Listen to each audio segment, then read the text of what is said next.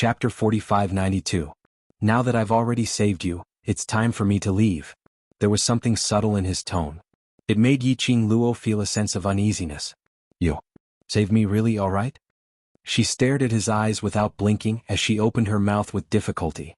Gu Jingyu raised his finger and placed it on his lips, indicating her not to force herself to speak. After that, he smiled at her and shook his head. I'm really all right. I came to save you. I calculated the time. I can assure you that my master absolutely doesn't know. He paused as a sliver of disappointment flashed past his eyes.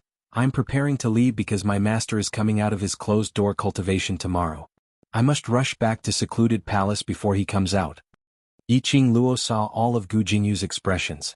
She didn't notice anything amiss. She suppressed the uneasiness in her heart as she nodded slightly at him. I understand. Gu Jingyu smiled again. Just like when she first met him, noble and gentle. His eyes were like gurgling warm water, extremely clear and moist. You don't intend to ask me to stay? Yiqing Luo shook her head. Word by word, she spat out a silent airflow. You know very well that I won't ask you to stay. He laughed again. Yes, he was indeed clear. Even if he saved her, she would absolutely not change her view of him because of this. Their standpoints were destined to be different. She would never like him. Probably because she was mentally prepared. Or probably she had already decided on the thoughts in her heart. Gu Jingyu didn't feel as bad as he imagined. The corners of his lips were still able to maintain an upward arc. His face was still as moist as water. He slowly stood up. Although the profound fragrance has been expelled, but your wound still needs to be taken care of. I'll write a prescription for you. Let Bone Lord change your dressing on time every day. Saying that, he walked towards the table by the side. He had just taken a few steps. A young lady's voice was heard from behind. Gu Jingyu. Her voice was very soft. Only the movement of the airflow could be heard. Gu Jingyu immediately turned around and asked her concernedly, What's the matter? Are you feeling uncomfortable anywhere? Yiqing Luo's eyes were burning as she looked at him as she said word by word, In future, as long as you don't hurt the people around me, I will try my best to let you off. Even if she didn't want to owe him. She did not want to have anything to do with him anymore. But the truth was that it had happened. Gu Jingyu did save her. She couldn't really do as Gu Jingyu said and cut herself in half from now on. This was something that could no longer be cut apart. She accepted his kindness. It must be repaid. Yiqing Luo. Gu Jingyu's expression turned serious. He suddenly increased the strength of his palms on her arms. I've said it before. After today we have nothing to do with each other. I owe you enough favors. Yiqing Luo frowned. You saved me, this is a fact. I saved you in exchange for a chance to end things between us. I'm using this method to force myself to give you up. Gu Jingyu's eyes rippled with a trace of madness. If you can't accept me and can't be with me, then don't give me any hope. Don't give me even a little bit of hope. That gentle and respectable man. Right now his breathing was hurried as he grabbed her arm. His emotions were very agitated. Yiqing Luo, I don't want you to be soft-hearted towards me, to show mercy to me. Yiqing Luo's brows creased even tighter. The pain in his arms was also a little painful due to his agitation and tightening his grip. Dear, this chapter has ended. I wish you a happy reading. Big smiley face. Chapter 4593. Yiqing Luo didn't respond to his words. She only used a strange gaze to size him up, as though she was guessing the deeper meaning of his words. Gu Jingyu suddenly regained his senses as he let go of her arms. He stood up abruptly with his back facing Yiqing Luo. I'm sorry, I didn't mean to hurt you. I just thought. He paused for a while before he continued to say the following words. I just thought to really let you go. His hands slowly clenched into fists. Yiqing Luo? You're not willing to cut off all ties with me? Can I have a little bit of hope that actually you will fall in love with me? If there's no overlord, will you be with me? The man's tone was filled with caution and anticipation. Yiqing Luo looked at his back view. Looking at his stiff and slightly trembling body, Yi Zichen could not help but sigh. Momentarily she didn't know how to answer. No, I won't. Right at this moment, a chilly, low and deep voice that was mellow and hoarse like fine wine sounded out. That voice was mixed with a deep and cold anger. It brought along an oppressive aura as it pressed forward. But in an instant, the entire thatched cottage seemed to have turned into an ice cellar, so cold that it was bone-chilling. That tensed-up Gu Jingyu, who was standing there, suddenly stiffened when he heard this voice. His eyes uncontrollably widened. Totally different from Gu Jingyu's reaction. Was Yiqing Luo who was on the bed. She suddenly sat up straight, her eyes went past Gu Jingyu, fixated on the front without blinking. Her long and narrow eyes surged with joy. Lil Luo, is my woman, you have no hope at all. The man walked into the room, his cold gaze looked at Gu Jingyu coldly. Even without me it's not your turn. When he walked to Gu Jingyu's side, the man's expression became more vicious. In his eyes, a wisp of murderous intent could be seen spreading. Xian. The young lady's soft voice was heard from the front, and instantly attracted the man's attention. He retracted his murderous aura. He rushed to the side of the bed. Just as he sat on the side of the bed, the young lady had already pounced into his arms. The wound on the girl's shoulder was still there, and it looked very ghastly. His pupils constricted as he circled the girl's soft waist with one arm. The other hand wanted to encircle Yiqing Luo but was worried that it would touch the location of the wound. Little Luo, does it hurt? He looked at the girl's wound with heartache and his eyes were bloodshot. Yiqing Luo buried her head tightly in the man's chest and shook it. But it hurts. The man's mellow voice was low, and he couldn't wait to rub the girl's delicate body into his. He lowered his head slightly. His nostrils were filled with the delicate fragrance of a young girl. His eyes gradually became warm. I miss you. Yiqing Luo's hands were tightly wrapped around his waist. Her head was pressed against the man's chest. She missed him too. I really want to. She had already planned to look for Diamo Xian after the profoundine fragrance was completely expelled from her body. Unexpectedly, he had already found his way here. The pair of lovers who had missed each other for a long time hugged each other tightly. It was as if the world between them could no longer contain a third person. That kind of sweetness, sincerity without any impurities. Not too far away, the stiff Gu Jingyu stood there in a daze. He didn't dare to turn his head. Didn't want to look at the sweet scene between them. But even if he didn't turn his head, in his mind he could imagine numerous scenes. He was the clearest. Just how loving was Yiqing Luo and Diamo Xian. Dear, this chapter has ended. I wish you a happy reading. Big smiley face. Chapter 4594. After a long time, Gu Jingyu shut his eyes tightly, burying all the painful emotions in the deepest part of his heart. He lifted his feet and walked out of the thatched cottage, forcing himself not to turn back, to take another look at Yiqing Luo. Just as he closed the door, the middle-aged man's deep voice was heard from behind. Leaving already? Yes. Gu Jingyu looked at the person in front. I should leave. You really want to cut off all ties with Qing Luo? Blood-Bone Savage King's sharp brows examined Gu Jingyu. Gu Jingyu laughed. This is the only way, it's best for both of us. You can bear to? Blood-Bone Savage King narrowed his eyes. This god is very clear these few days. It's not that Qing Luo can't speak but you. Don't let her speak. Gu Jingyu didn't panic after being discovered. Instead he laughed. You saw through it? Blood-Bone Savage King didn't reply, but the gaze that was examining him was filled with probing. Gu Jingyu raised his head, gazing at the slightly gray sky. He smiled, because I'm afraid she will reject me. Her words are always so cold, not giving me any hope. All her tender feelings are only given to the Overlord alone. These 3 days is what I stole, the most blissful 3 days of my life. Now that I've woken up from my dream, it's time for me to leave. He retracted his gaze, looking back at Blood-Bone Savage King. In future, I hope Bone Lord can take care of her when the Overlord is not around. And if possible, try to persuade her. He took a deep breath as though he had exhausted all his energy. If we really meet again, treat me as the real Palace Lord of Secluded Darkness Palace. In the house, the young couple were affectionate for a long time. Yiqing Luo then popped out her little head from his embrace. Ah Xian, how did you find me? When she spoke, every word was exhaled. Diamo Xian's eyes were filled with heartache as he bent down and kissed her lips. I followed Blood-Bone Savage King here. You.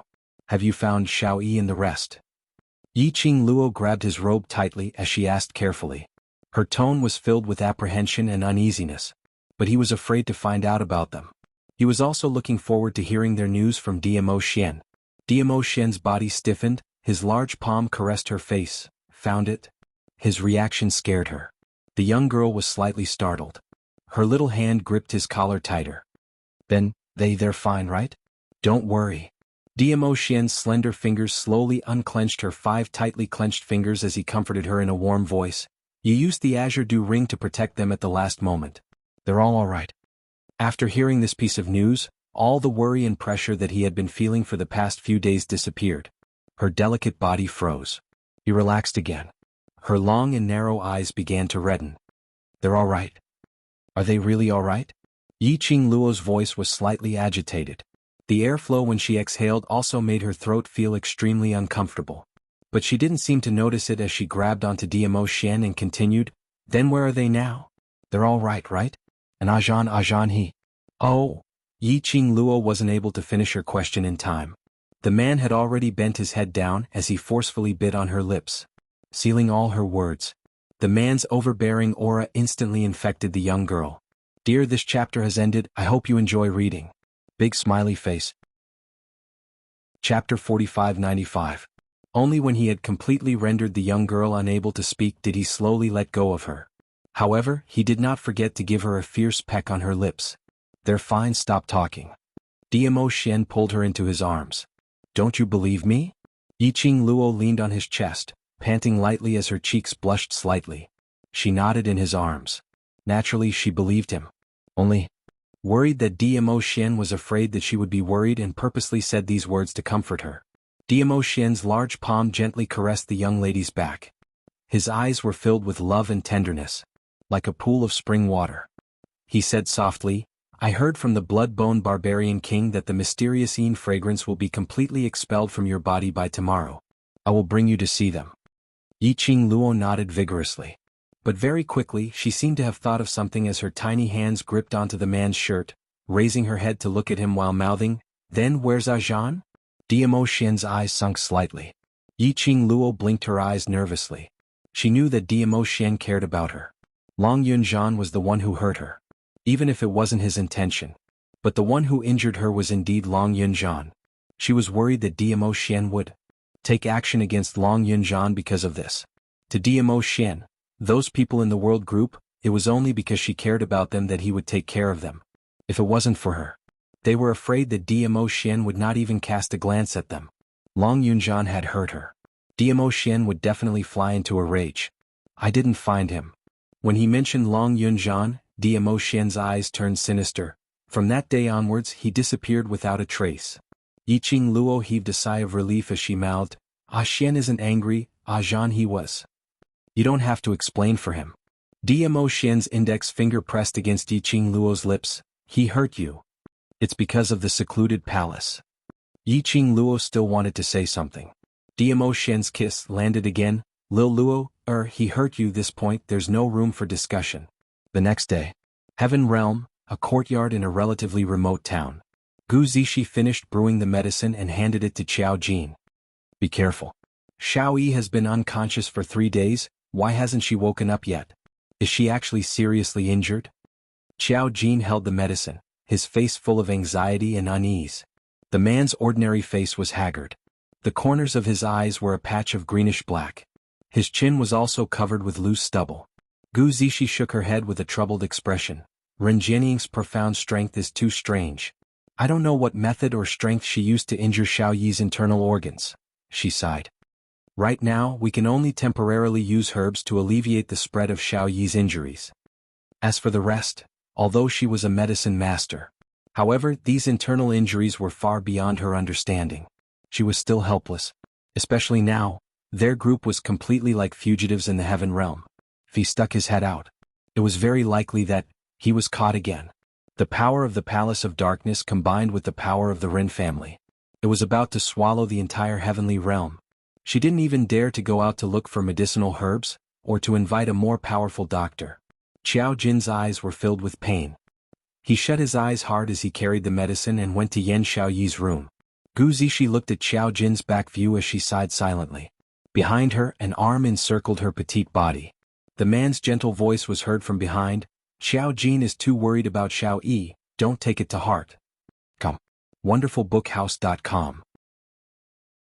Chapter 4596. Gu Zishi's hand was placed on the arm which was encircling her as she leaned her head on his body. I know, I can understand his feelings. Huang Fusheng's arms encircled his beloved woman as he sniffed the familiar fragrance of the woman. Only then could he be at ease. He could never forget the thrilling danger which they had experienced 3 days ago. Luckily that day, Yiqing Luo used the Azure Water God relic's energy to protect them, delaying the time when they were swallowed. Luckily that day, the Overlord rushed over in time and saved them from danger. Otherwise, they would all be swallowed by that destructive forbidden art. They would no longer exist in this world. But Yiqing Luo was stabbed by Long Yunzhan.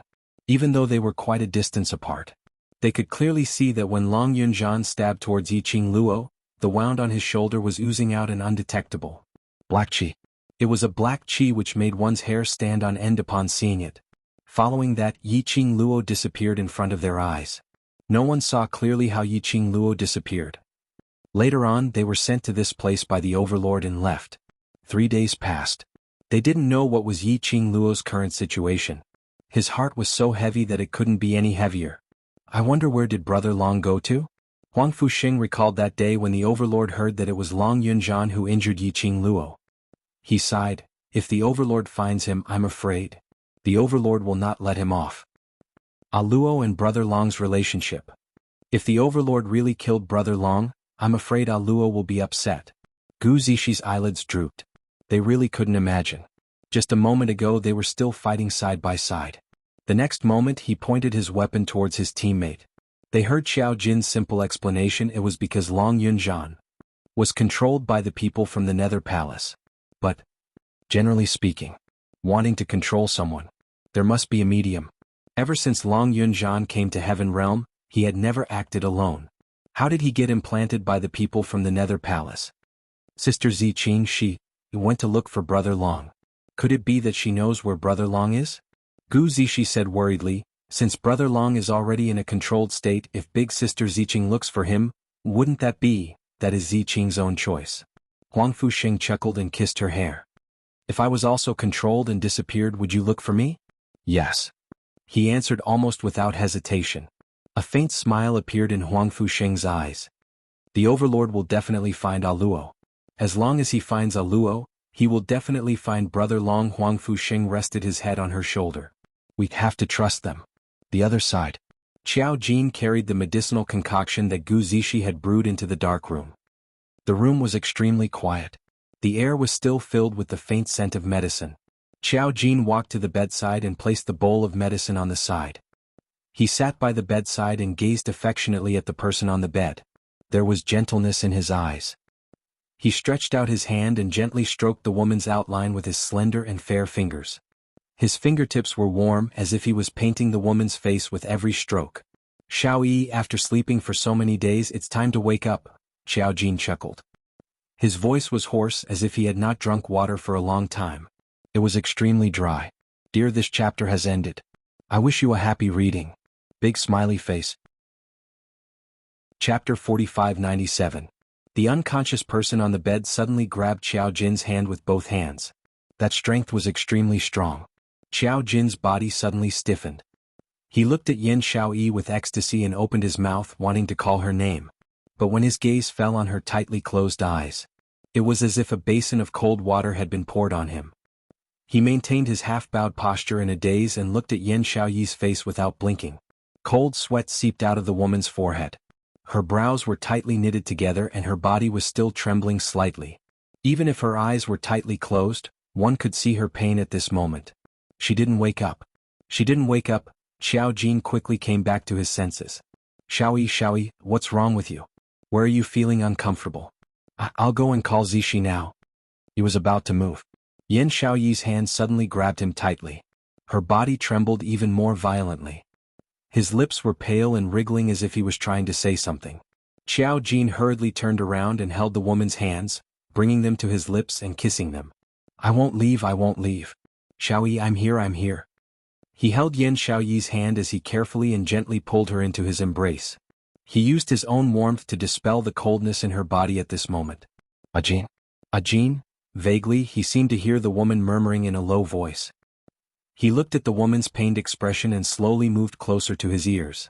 The woman's pained, powerless and worried voice entered his ears. Ajin, I won't let anything happen to you. Ah Jean, don't be stained by dirty blood, I will protect you. Ah Jean? Ah Jean. The woman was muttering Qiao Jin's name while she was unconscious. Qiao Jin's body slightly stiffened. Finally, slowly, he hugged the girl. His lips covered the girl's cold lips. His hoarse voice was clear and low. I'm fine, I'm well protected by Xiao Yi. Oh, hurry up and get well, continue to protect me. Bang! A loud sound resounded in the courtyard. Then the boundless profound waves pressed down. Numerous cracks rapidly appeared on the ground. The two of them, who were hugging each other in the courtyard, froze and quickly looked in the direction of the sound. He saw that on the walls of the courtyard, more than 20 black-clothed dark guards had gathered. In the sky there were still a few flying magical beasts circling around. Huang Fusheng's expression changed. Not good. The palace of gloomy darkness has discovered our tracks. Quickly go tell Qiao Jin and Xiao Yi to leave. Gu Zishi nodded and glanced at the enemies surrounding them. With a solemn expression, she quickly rushed to Yan Xiaoyi's room. You're really not dead yet. A sharp voice came from outside. Then the courtyard's gate was kicked open. A woman dressed in a luxurious brocade robe walked in. Gong Xiazhu. Huang Fusheng frowned when he saw the man. Why are you here? This princess is naturally here to capture you. Gong Xiazhu sneered as he scanned the courtyard. The dignified young master of the Huangfu clan is actually living in such a place? Aren't you afraid of lowering your social status? Huang Fusheng sized up Gong Xiazhu. On the surface, the entire heaven realm was divided between the Ren clan and the imperial family. But in reality the imperial family had long become the Ren clan's lackey. Unexpectedly, Gong Xiazhu personally chased them to a remote town that was still a long distance away from the old city. Was it because of Ren Jianying's order? Dear, this chapter has ended, I wish you a happy reading. Big smiley face. Chapter 4598. Gong Xiazhu seemed to have seen through his doubts and sneered, I knew you guys were here, so I came all the way here. Why are you touched? Huang Fusheng's eyes darkened. In that case, the Palace of Darkness was absolutely certain that they were hiding here. How did the Palace of Darkness find out about their whereabouts? Suddenly, there was a commotion coming from the walls of the backyard. Then there was the sound of the collision of the mystic waves. Gong Xiazhu's expression froze and she quickly headed to the backyard. Huang Fusheng also hurried to catch up. Backyard. Qiao Jin carried Yan Xiao Yi and was blocked by the dark guards in the backyard. The man's golden eyes seemed to be shining with a dazzling golden light as he looked coldly at the group of people in front of him. All of you scram. Xiao Yi doesn't want to see me stained with blood. Don't force me to kill you guys. The dark guards blocked in front of him. They were afraid of the man's golden eyes. But as dark guards they were not allowed to have any fear or dread. After Gong Xiazhu rushed over, she looked at Qiao Jin's eyes and sneered, Young Master Huangfu, so what if you have the inherited golden eyes of the Huangfu family? Do you think you can defeat the thousands of troops of the imperial family? Moreover, there is no such thing as the Huangfu family anymore. All the people of the Huangfu family are dead. Do you still care about your eyes? Gong Xiazhu's words caused Qiao Jin's eyes to quickly look in her direction. His gaze was cold like an emotionless beast. The golden flowing light was sharp and cold. Gong Xiazhu felt a cold wind blowing over her body. She shuddered and looked around her surroundings a few times. Seeing that there were only two pairs of lovers in front of her, her expression instantly turned ugly. Where is Ren Jianming? Where is he hiding? Huang Fusheng frowned and was about to speak. Qiao Jin shook his head at him and stopped him. Then his golden eyes looked coldly at Gong Xiazhu. You want to know where Ren Jianming is? I can tell you. Gong Xiazhu's eyes flashed with a trace of fire. Where is he? Withdraw everyone and I will tell you where he is. Qiao Jin said indifferently. Gong Xiazhu, impossible. Qiao Jin's thin lips curled up slightly, the coldness on his face becoming even more intense. Then, you can forget about ever knowing where Ren Jianming is. Gong Xiazhu's face turned red. His sinister eyes were filled with killing intent. Her fingers clenched tightly as she glared venomously at Qiao Jin. I want to see just how hard your bones can be. She took a step back and ordered, Do it. There's an order from the Ren family, capture him alive. Yes. Countless profound practitioners in the surroundings swarmed into the courtyard. The chaotic footsteps caused the entire courtyard to tremble. Majestic profound waves spread out in the air. Huang Fusheng blocked in front of Qiao Jin, took out his weapon and slashed forward. Qiao Jin, leave with Xiao Yi first. Qiao Jin stood there without moving. Hurry up and leave. Xiao Yi could not be injured again. Even if it's for Xiao Yi, quickly leave. Gu Zishi pushed Xiao Jin. Xiao Jin looked at the large number of profound practitioners in front of him. A thick aura pervaded the entire courtyard. His golden eyes flickered slightly. Then he handed the person in his arms over to Gu Zishi. Take her away. Leave this to me. No, no. How can you be their match? Gu Zishi hugged Yan Xiaoyi and was stunned for a moment, her face instantly turning pale. Xiao Jin did not turn back. He took a large step forward and took about 3 steps. Suddenly, a dazzling golden light burst out from his body. Dear, this chapter has ended. I hope you enjoy reading. Big smiley face. Chapter 4599. Bang bang bang. The surrounding air suddenly exploded one by one. When the surrounding enemies were touched by the golden light, they were instantly killed. They actually exploded into minced meat. That tyrannical and powerful energy quickly spread in all directions. Under the profound light, the man shrouded in golden light had his robes fluttering in the profound wave, making a flapping sound. His scattered black hair also danced under the strong wind. It was like a beast that had been trapped for a long time had finally escaped. That kind of astonishment was enough to make one shudder. Xiao Jin, the man in front of him, made Huang Fuxing feel horrified. Looking at the back view, it was him. But the aura around him made one feel unfamiliar. Huang Fuxing recovered from the shock and quickly looked at Gu Zishi. Quickly leave with Xiao Yi. Xiao Jin and I will cover the rear.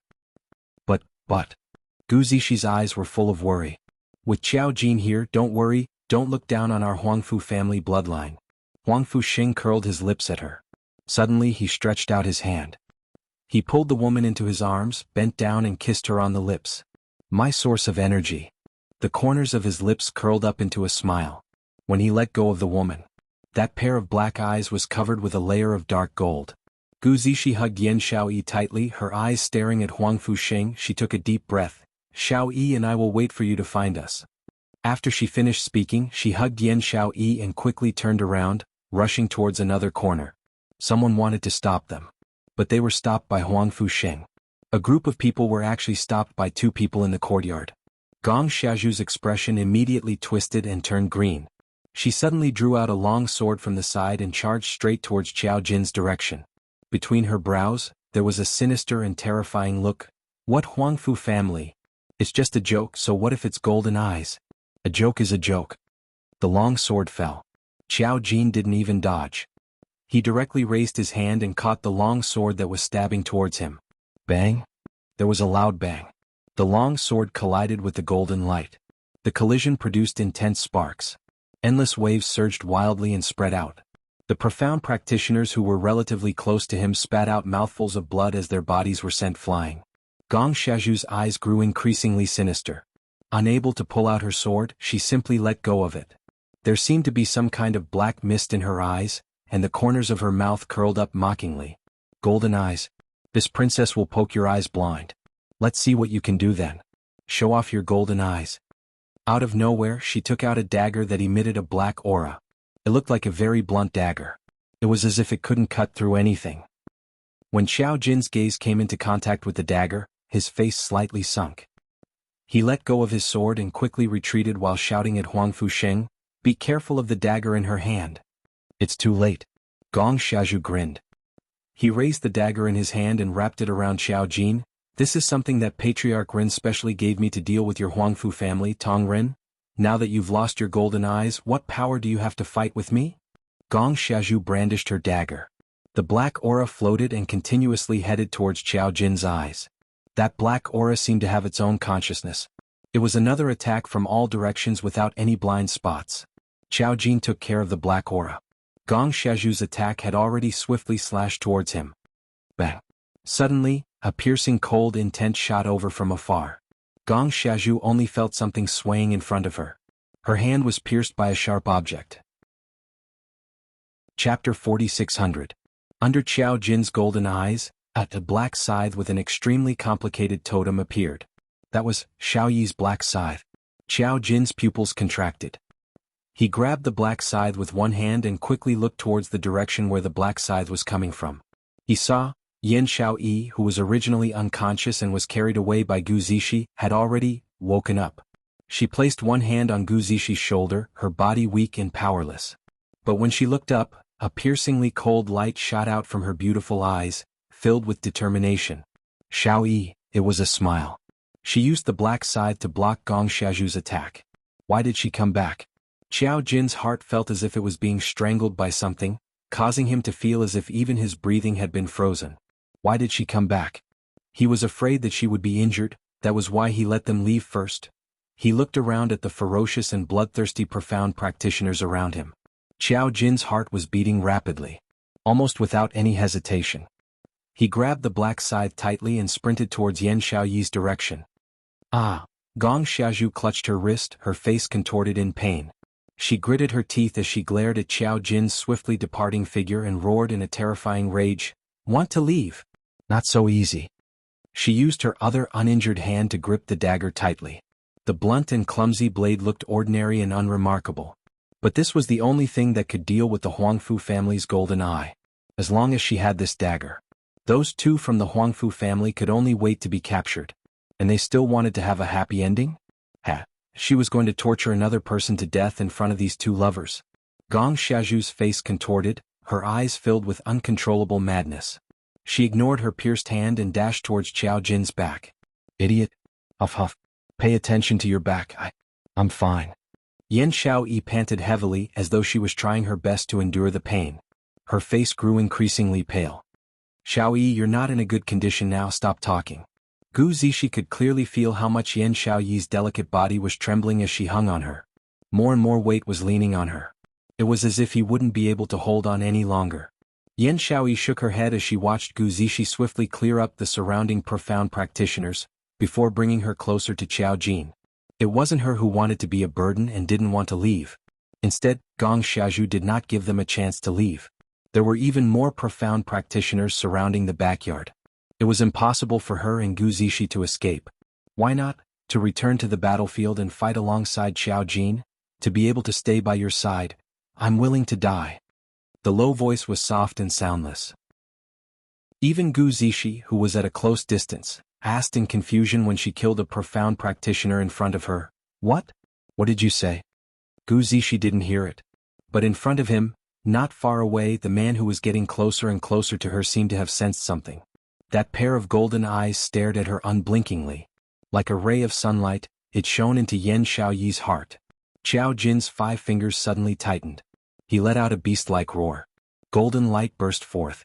The majestic profound light, with a power that seemed to be able to destroy the heavens and earth, exploded in all directions. Tragic cries were quickly swallowed by the golden light. The surroundings had almost turned into a pile of ruins. Chapter 46:01.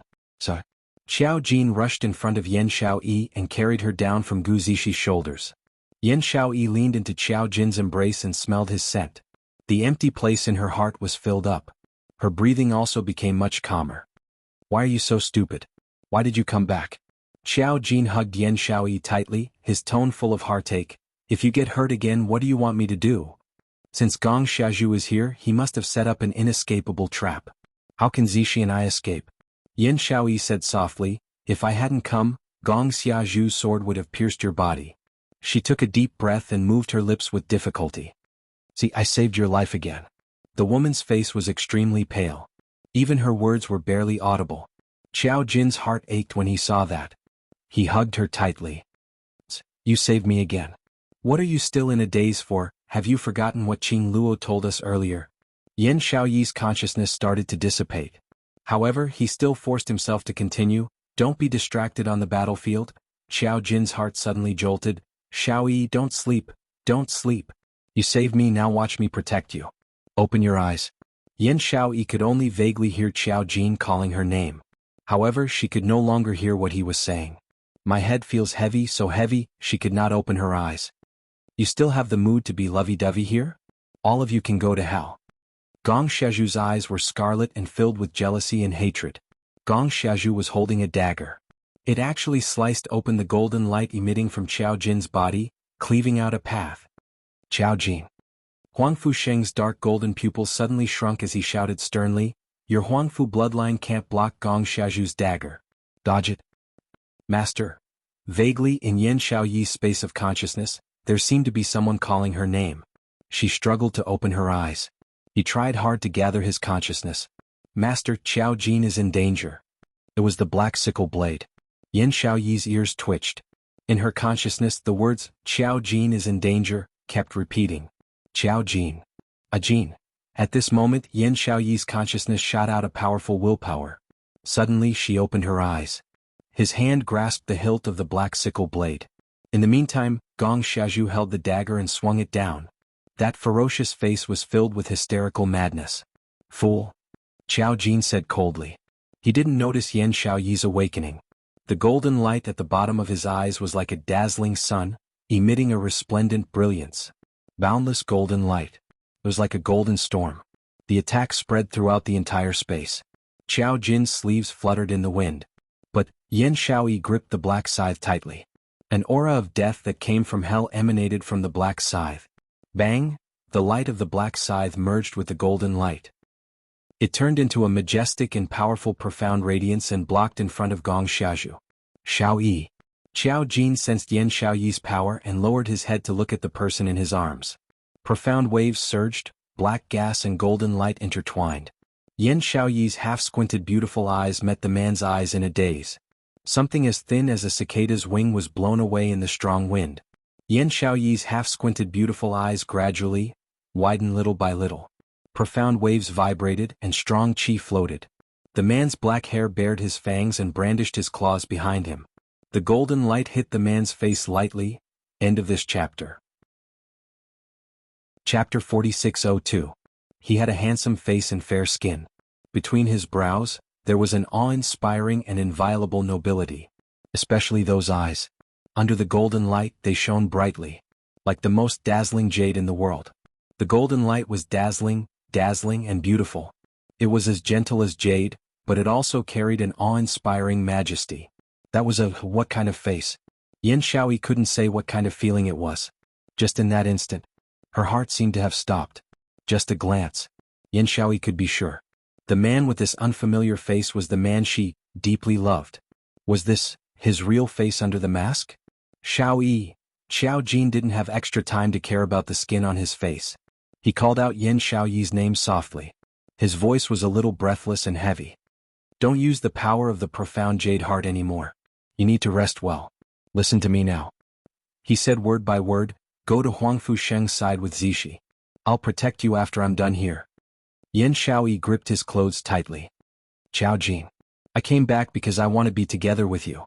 Don't think of chasing me away. She could hear the slight tremble in Qiao Jin's voice. She could also feel that Qiao Jin's current situation wasn't right.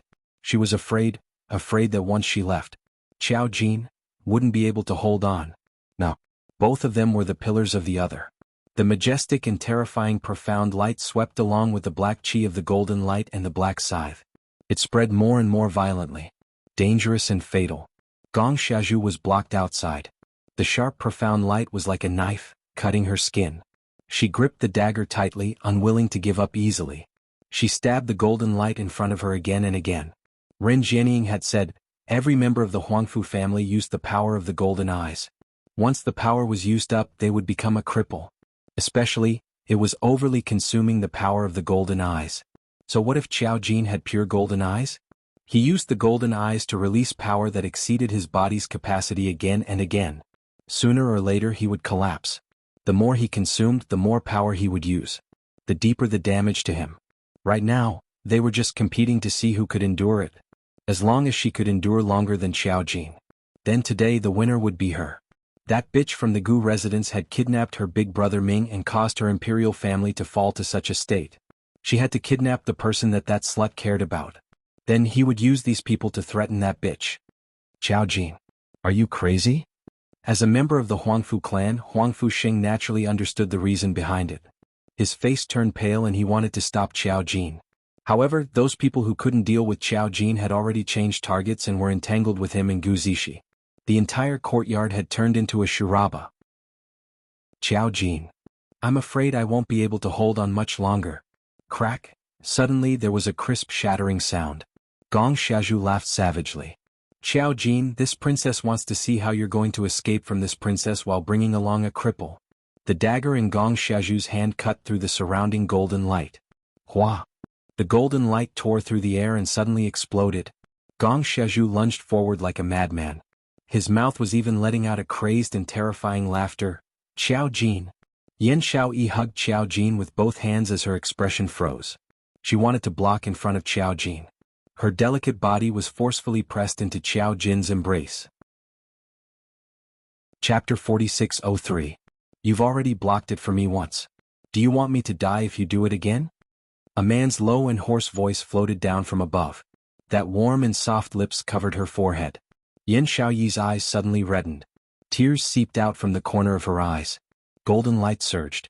It blended with Gong Xiaozhu's approaching figure. In the blink of an eye, it was already in front of the two of them. Gong Xiaozhu's eyes were filled with malevolence. She clenched the dagger tightly, carrying a terrifying aura, and stabbed towards Xiao Jin's back. Xiao Jin's fingers moved. Dark light wantonly. The golden light formed a huge vortex in front of him. Gong Xiaozhu's dagger. The dagger was almost swallowed by the vortex. Gong Xiaozhu's face was ferocious as she held the dagger tightly. Still want to resist? Do you think this princess doesn't know that your current strength has already reached the limit of what your body can bear? Her fingers moved towards the dagger. The dagger moved.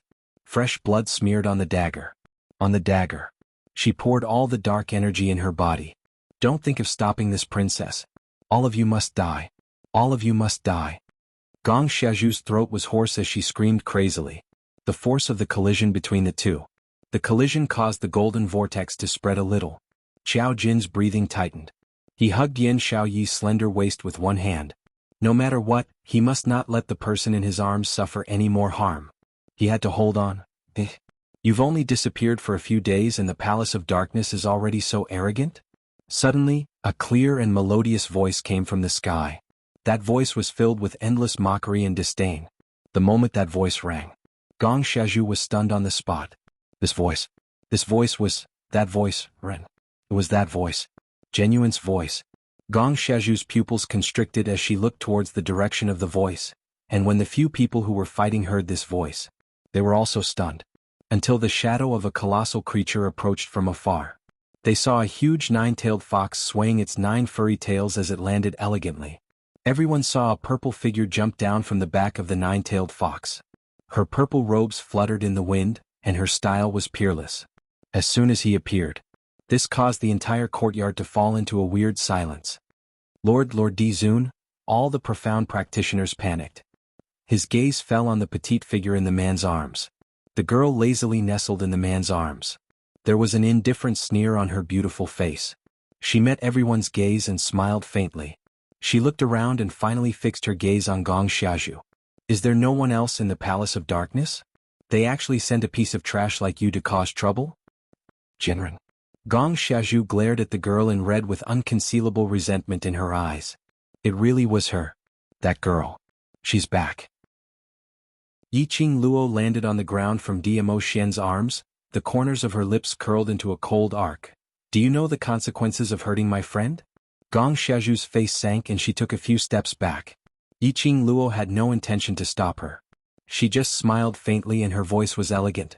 It's alright if you don't know because you will find out very soon. She let go of Dmo Xian's arm. Slowly she walked towards Gong Xiaozhu. Gong Xiaozhu was so shocked that she jumped up. Her hand gripped her dagger tightly. Her hand was trembling. You dare to touch me? The word hand had not even left her mouth. That young lady who was walking slowly. In a blink of an eye, she appeared in front of her. The young lady raised her hand and moved slightly. The golden light dispersed. The whirlpool disappeared. And Chapter 4604. Her fingers were icy cold like a sharp blade, deeply embedded into Gong Xiaozhu's neck. Gong Xiaozhu was in so much pain that her entire body was twitching, her face was pale as she struggled with all her might. But the more she struggled, the stronger the force on her neck became. She could even feel that her legs were gradually leaving the ground. The suffocating pain assaulted her. Ugh. She twisted her body in pain. She could clearly hear the young lady's mocking sneer. Overestimating yourself, waste, how dare you touch my people? That tone was so cold that there was no fluctuation of emotions. Gong Xiaozhu felt her entire body was icy cold. The aura of death and despair made her eyes start to roll back. Until, when Gong Xiaozhu was still on her last breath, Yiqing Luo then threw her onto the ground. Gong Xiaozhu started coughing violently. She hadn't calmed down yet. A foot stepped on her wrist. Yiqing Luo stepped on her hand and slowly lowered her body, placing her elbow on her knee. Hearing Gong Xiaozhu's painful cries, Yiqing Luo picked up the dagger by the side. The blade was very blunt, as though it had rusted. Wisps of black qi lingered around the dagger. This dagger was targeted at the Huangfu family's Qingtong. The black qi on the dagger. It was extremely strange. But to ordinary people it didn't have much effect. But, once it came into contact with the Huangfu family's bloodline, that was to quickly swallow the Huangfu family's bloodline. Especially, the more orthodox the bloodline, the greater the impact on one's body. So right from the start, Gong Xiaozhu's target was Qiao Jin. Yiqing Luo's lips twitched. Where did this thing come from? Gong Xiaozhu screamed in pain, totally ignoring Yiqing Luo's words. Yiqing Luo's smile deepened, but it was covered with a layer of viciousness. Don't want to say? That's all right, even if you don't say, Wui also knows where this thing came from. She reversed the dagger and stabbed it into Gong Xiaozhu's body. The blunt blade was only able to pierce in with brute force. It was so painful that Gong Xiaozhu let out a heart-wrenching howl. Yiqing Luo picked her ears and gave him a fierce kick.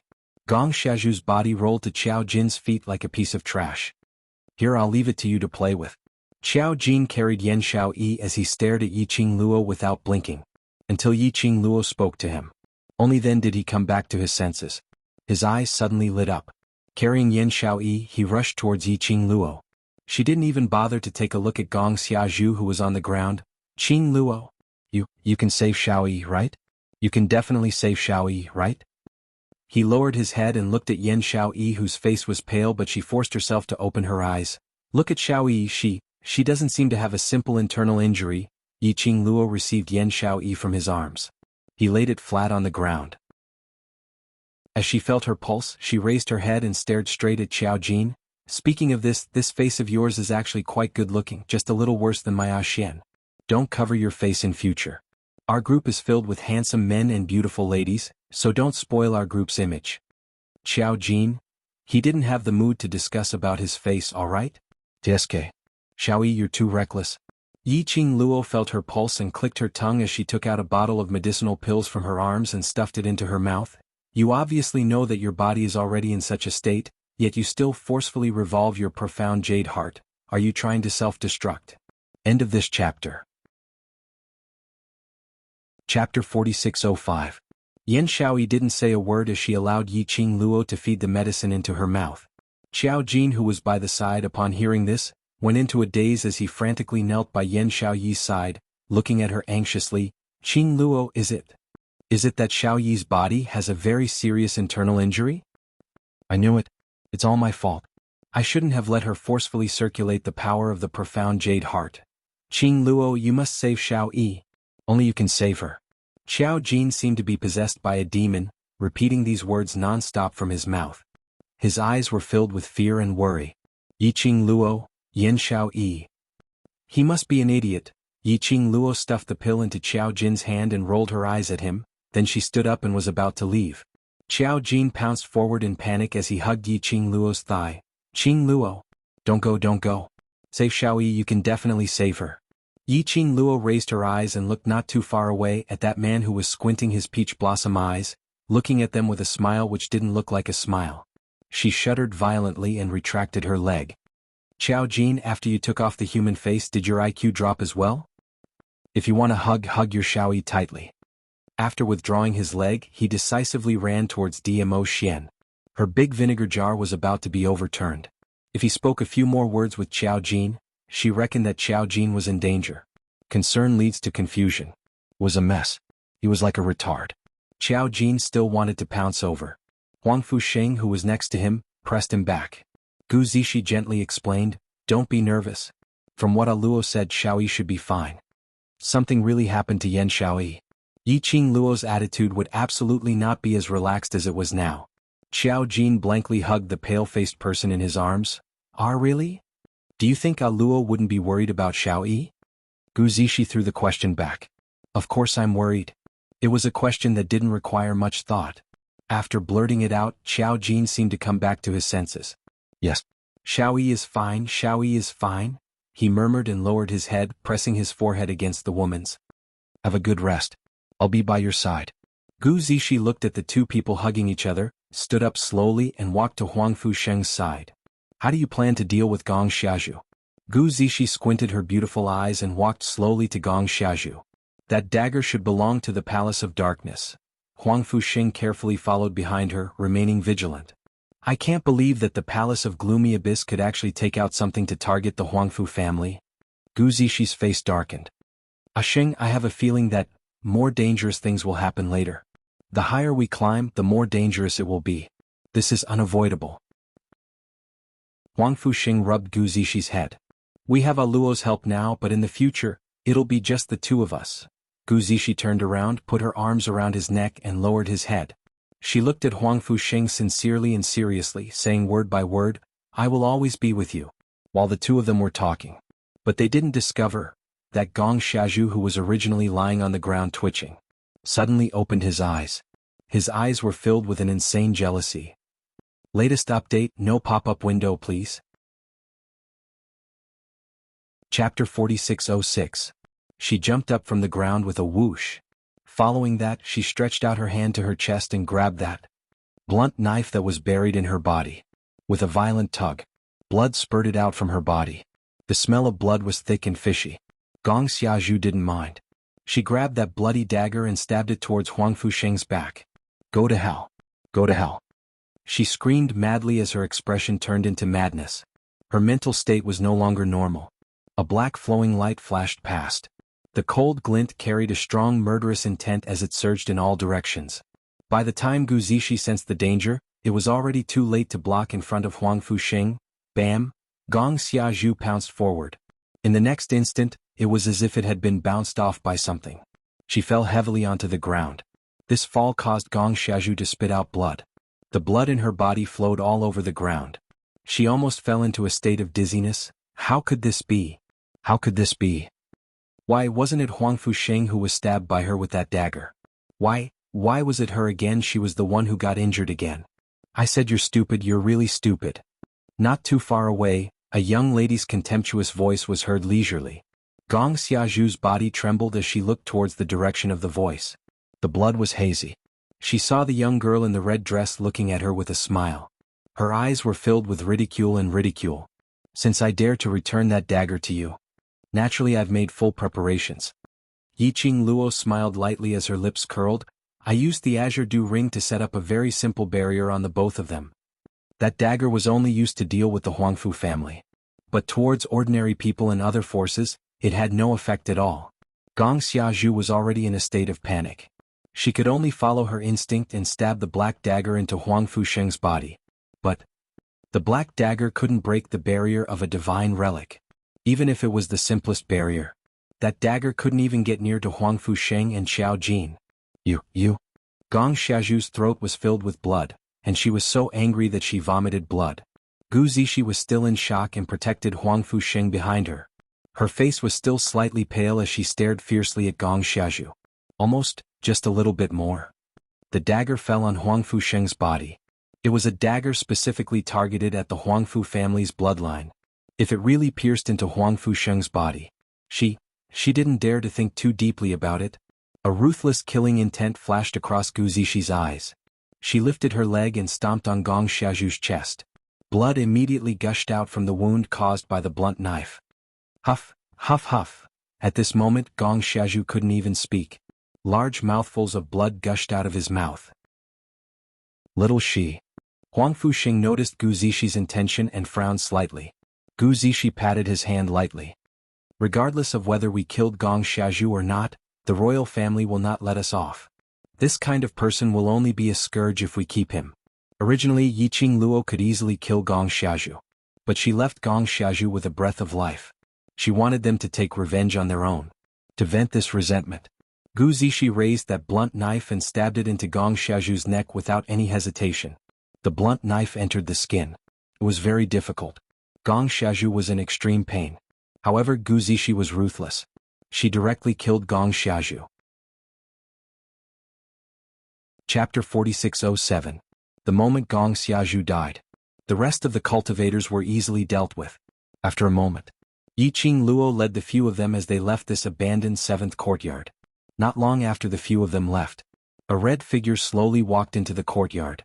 That man's expression was icy cold, without any emotions. His gaze was indifferent as he looked at the surroundings. The ground was filled with corpses as blood stained the ground. The air was filled with a pungent smell of blood. That man's brows creased tightly. A strange glint flashed past his icy cold eyes. We chased after them for thousands of miles but didn't see anyone at all. A clear female voice was heard from outside the courtyard. That lady's eyes stared intently at that man. They just left not too far away. If you want to chase after them, then go ahead. That man didn't say a word as he stood silently on the spot. His gaze stared at a certain spot without blinking. If Yiqing Luo was around, she would definitely sense the direction which that man was looking at. It was exactly where she was standing in the courtyard earlier. Exactly the same. She looked for a place to settle down not too far away. After Yiqing Luo chased Xiao Jin out, she asked Gu Zixi to help Yan Xiaoyi clean up her body and conveniently applied medicine for the both of them. After she tidied up everything, Yiqing Luo then let Xiao Jin in. Walking out of the room, Yiqing Luo nestled into Dmo Xian's arms. Huang Fusheng also came out after changing his clothes. Do you have any news of Zhan? Yiqing Luo pursed her lips. She didn't know if the current Long Yunzhan was in a conscious state or in a controlled state. To tell the truth, Yiqing Luo hoped that he hadn't regained his consciousness. Otherwise to Long Yunzhan, if he knew that he had personally stabbed her. Probably. He was unable to walk out from the guilt. His state of mind could easily collapse. When she mentioned Long Yunzhan, that hand which was encircling her waist suddenly tightened. The man's frosty aura also grew heavier. Yiqing Luo patted the back of his hand. Zhan hurt me, but it wasn't out of his own will. I didn't care about his body, and didn't notice that he had been controlled by the people from Secluded Palace, so you can't blame him. Saying that, Yiqing Luo lowered her eyelids. Moreover, Zhan is my contracted human dragon. How could he possibly do anything to hurt me? The man sneered. Contract. Huang Fuxing seemed to have thought of something. There is a contract between the two of you. You should be able to sense his existence, right? Or do you want to try calling him? Yiqing Luo shook her head. I've tried. It seems like the connection between me and him has been cut off. I can't even sense his existence in my spiritual contract. It was as if the contract between her and Long Yunzhan had been removed. But, like their blood contract, it was impossible for the contract to be rescinded, unless the one who was contracted was dead. This thought made Yiqing Luo's face turn pale with a swoosh. She quickly shook her head. No. That's impossible, even in death. As the contractor, she would definitely be able to sense it. Secluded Palace has already thought of a way to deal with you, so naturally they will use a special method to cut off the connection between you and that fellow. The man behind her spoke in a chilly tone. His large palm covered the young lady's head. Don't let your imagination run wild. Yiqing Luo's head leaned into Dmo Xian's arms. I'm just worried. Moreover, Ziqing had run off to chase after Zhan. Over at Secluded Palace, they can't wait to capture everyone around me. No pop-up window. Chapter 4608. Life and death are fated. This is her own choice. Even if she dies, it has nothing to do with you. Dmo Xian's slender jade-like fingers lifted her chin. Her half-squinted eyes were overflowing with beauty, projecting a faint light. Yiqing Luo could tell that he was angry. It was a fact that Long Yunzhan had injured her. To Dmo Xian this was an unforgivable matter. Yiqing Luo also raised her hand and rubbed Dmo Xian's face. Don't be angry. When they come back, I'll make them kneel down and apologize to me. I'll even take the whip and whip them harshly to teach them a lesson, to vent my anger, alright? Those words, which sounded like she was coaxing a child, made Dmo Xian's eyes sink even deeper. The hand he used to pinch her chin used a little force to pull the girl closer. The man's handsome face was deeply imprinted in the girl's eyes. His thin lips moved closer to her ear. The warm air seemed to be able to soak people. It's useless to say such unrealistic things. The man's deep and mellow voice faintly entered Yiqing Luo's ears. Inexplicably, there was a hint of temptation. Yiqing Luo's face heated up slightly, even her body started to heat up. If you want me to let him go, it's not impossible. As he continued, his voice grew softer and softer. Everything depends on you. Yiqing Luo. She fiercely pushed Dmo Xian's chest away and glared at him with a blushing face. This man, She really didn't care about the occasion, saying such ambiguous words. Cough. Huang Fuxing stood up awkwardly. Everyone is tired. We're finally safe. Why don't we go back and have a good rest? We'll look for Brother Long tomorrow. Yiqing Luo nodded her head. These few days she was almost crippled by Gu Jingyu. He had a good rest. However, Huang Fusheng and the others must be on tenterhooks these few days. In addition, Yan Shaoyi was injured. He had experienced another battle where he almost lost his life. He hadn't rested for a long time. It was indeed time for a good rest. Yiqing Luo nodded and let the both of them rest. However, there was clearly something wrong with the look in their eyes when they left. Looking at her and Dmo Shen blatantly. His eyes were full of undisguised ambiguity. Yiqing Luo, they must have misunderstood something, right? He stayed in the new courtyard for 2 days. Yiqing Luo specially looked for a place near the courtyard which Gong Xiazhu was looking for. He could also go ask around and pay attention to whether or not anyone from the Dark Abyss Palace came to ask for news. But 2 days passed. It wasn't just the Palace of Gloomy Darkness that didn't send anyone to investigate. Even the commoners who lived nearby did not seem to notice what was happening in the courtyard. Everything was calm. It gave Yiqing Luo a feeling of the calm before the storm. These 2 days Huang Fusheng and the other 3 stayed in the courtyard to recuperate. The barbaric Blood-Bone King and her, as well as Xian, were nearby, searching for traces of Long Yunzhan's whereabouts. At the same time he inquired about the recent situation of the Heaven Realm. Everything was as Yiqing Luo had expected. After Ren Jianying took control of the Ren family, she slowly gained control of the royal family. The current royal family could only be regarded as a puppet. Ren Jianying needed a justifiable reason to unify the Heaven Realm and become the new sovereign of the Heaven Realm. But Ren Jianying had not given up on searching for Ren Jiaming's whereabouts. As though she didn't want to kill Ren Jiaming. Her position as the sovereign of the Heaven Realm would not be stable no matter what. Chapter 4609.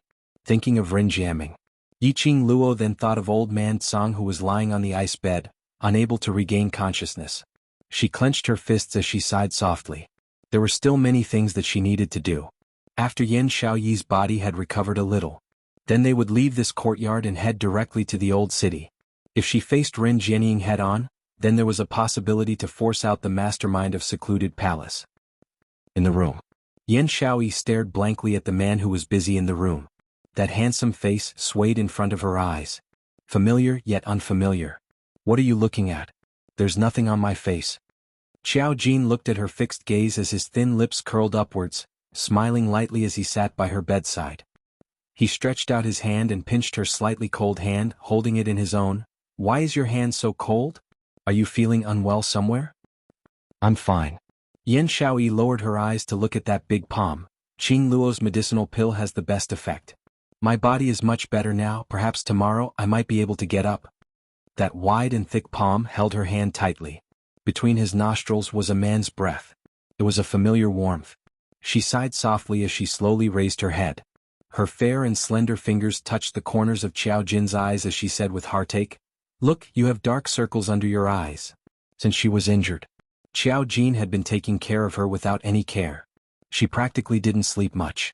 That handsome face, that patch of greenish-black under the corners of his eyes was extremely obvious. The main reason why Xiao Jin's human skin fell off. It was because he hadn't tormented his own face for several days. And he didn't bother to adjust that human skin. Human skin was after all human skin, a fake face. It had not been taken care of for a long time. Naturally problems would arise. Later on he released the Huangfu family's bloodline energy. That human skin was shaken off. Xiao Jin didn't mind as he held her hand in his palm once again. I'm fine. But you still want to help me when you're injured, you really don't take care of yourself. Yan Shaoyi's face blushed slightly as she harumphed, Who asked you to abandon me? You're so good-looking, what if someone else abducts you? When Xiao Jin heard that, he couldn't help but laugh lightly. He bent down and looked her in the eye. His slender fingers gently hooked her nose. His fingertips were warm as if he had swept through a ball of fire. The man's breath sprayed on her face. Now that he had restored his appearance, his smile made the woman on the bed blush and her heart race. In the instant that Xiao Jin's face came closer and closer, Yan Shaoyi suddenly pushed Xiao Jin away and covered her face with the blanket. What happened to Shaoyi? Are you feeling unwell? Xiao Jin immediately panicked and quickly stood up. He nervously stood by the bed. He wanted to touch the person on the bed, but he was afraid that his touch would hurt her. You, wait for me, I'll go look for Qing Luo, I'll go. Just as Qiao Jin turned around, a hand reached out from under the blanket and grabbed the hem of Qiao Jin's clothes. Idiot. What did you say? Qiao Jin didn't hear clearly. I said you're a fool. Yan Shaoyi snuggled under the blanket and slowly popped her head out. It's not that I'm not feeling well. Who asked you to seduce me just now? Originally that ordinary and unremarkable face. Because it was him. So he was able to easily tug at her heartstrings. Today he had revealed his true face. That kind of handsome as a painting. She couldn't control her own heart. Qiao Jin went into a blank for a moment and immediately reacted as his eyes were filled with a clear smile. Chapter 46:10. You have been charmed by me? His thin lips were frivolous and his smile was very nice. Qiao Jin said that, and Yan Shaoyi became even more shy as she buried herself into the blanket. The man by the bed smiled even more happily. His hand gently caressed his face. Between his brows, there was an unconcealable smile. Then his body moved forward. He propped himself up on the woman's body. He looked at the woman under the quilt, whose face was already red. Do you like my face? Yan Shaoyi was hit by the bed at such a close distance. Her eyes drifted. You look so good and you still seduce me, how can I not like you? Before she could finish her words, the man had already bent down and kissed her lips. Silly girl, this is called seduction. Yan Shaoyi looked at the man in front of her in a daze. Her eyes were filled with glistening tears. It was also an unconcealable expression. Her lips moved slightly as she mumbled, I am a patient, you are not allowed to seduce me. Qiao Jin laughed softly as he pulled the woman into his arms. No matter how I do it, I will not disregard your body. He hugged her in his arms as his face was close to the woman's burning hot face. His low and hoarse voice was clearly transmitted into the woman's ears. Shaoyi, it's really great that you like my face. They rested for another 2 days. Blood-bone barbaric king who had disappeared for 2 days returned with a grave expression. Qing Luo, something happened outside. Yi Qing Luo had a look of understanding. The Ren family is planning to attack the Earth realm, right? Yes. Blood-bone barbaric king wasn't surprised that Yi Qing Luo knew about it as he nodded. Looks like Ren Jianying's ambition is not only to be the emperor of Heaven Realm. Of course. Yi Qing Luo smiled slightly. She is a woman who wants to rule over the upper realm, just a mere Heaven Realm. How can it satisfy her ambition? Does she have such great ability? Blood-bone barbaric king frowned. The difference between Heaven Realm and God Realm is not small. Even if she breaks through the laws of Heaven Way, it's not possible to take down God Realm. Yi Qing Luo smiled as she shook her head, but Ren Jianying doesn't believe in the existence of the God Realm. After so many years, the realm of the gods has already become a legend. In the past few hundred years, no one has ever seen anyone from the realm of the gods. Ren Jianying might not know, but it's impossible for the people behind the scenes of Gloomy Palace not to know. The barbaric blood-bone king's eyes darkened. I can feel that the person behind the Nether Palace is definitely from the God Realm. Yi Qing Luo sat down with a calm expression on her face. Of course he knows, but he won't say anything. Yi Qing Luo poured a cup of warm tea and pushed it in front of blood-bone barbaric king as she calmly continued.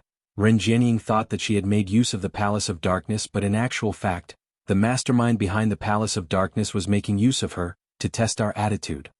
The target of the people behind the Dark Palace has always been me. So, he's forcing me to make a move. Once I make a move, he will have the opportunity to take advantage of me. Yi Qing Luo's hand gently pressed on her heart.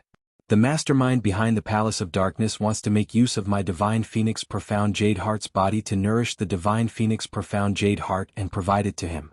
Or perhaps he wants to obtain the secret of the Emperor of Gods from me. She leaned back on the chair, raised her head and took a deep breath. This battle, no matter if we stop it or not, to the mastermind behind the Palace of Darkness, it's a profitable business. Chapter 46:11. No. The blood-bone barbaric king looked at her seriously. The Palace of Darkness has already made your choice. Yi Qing Luo raised her brows. There's the aura of the Azure Water Divine Artifact over at the Ren clan. The blood-bone barbarian king's eyes darkened.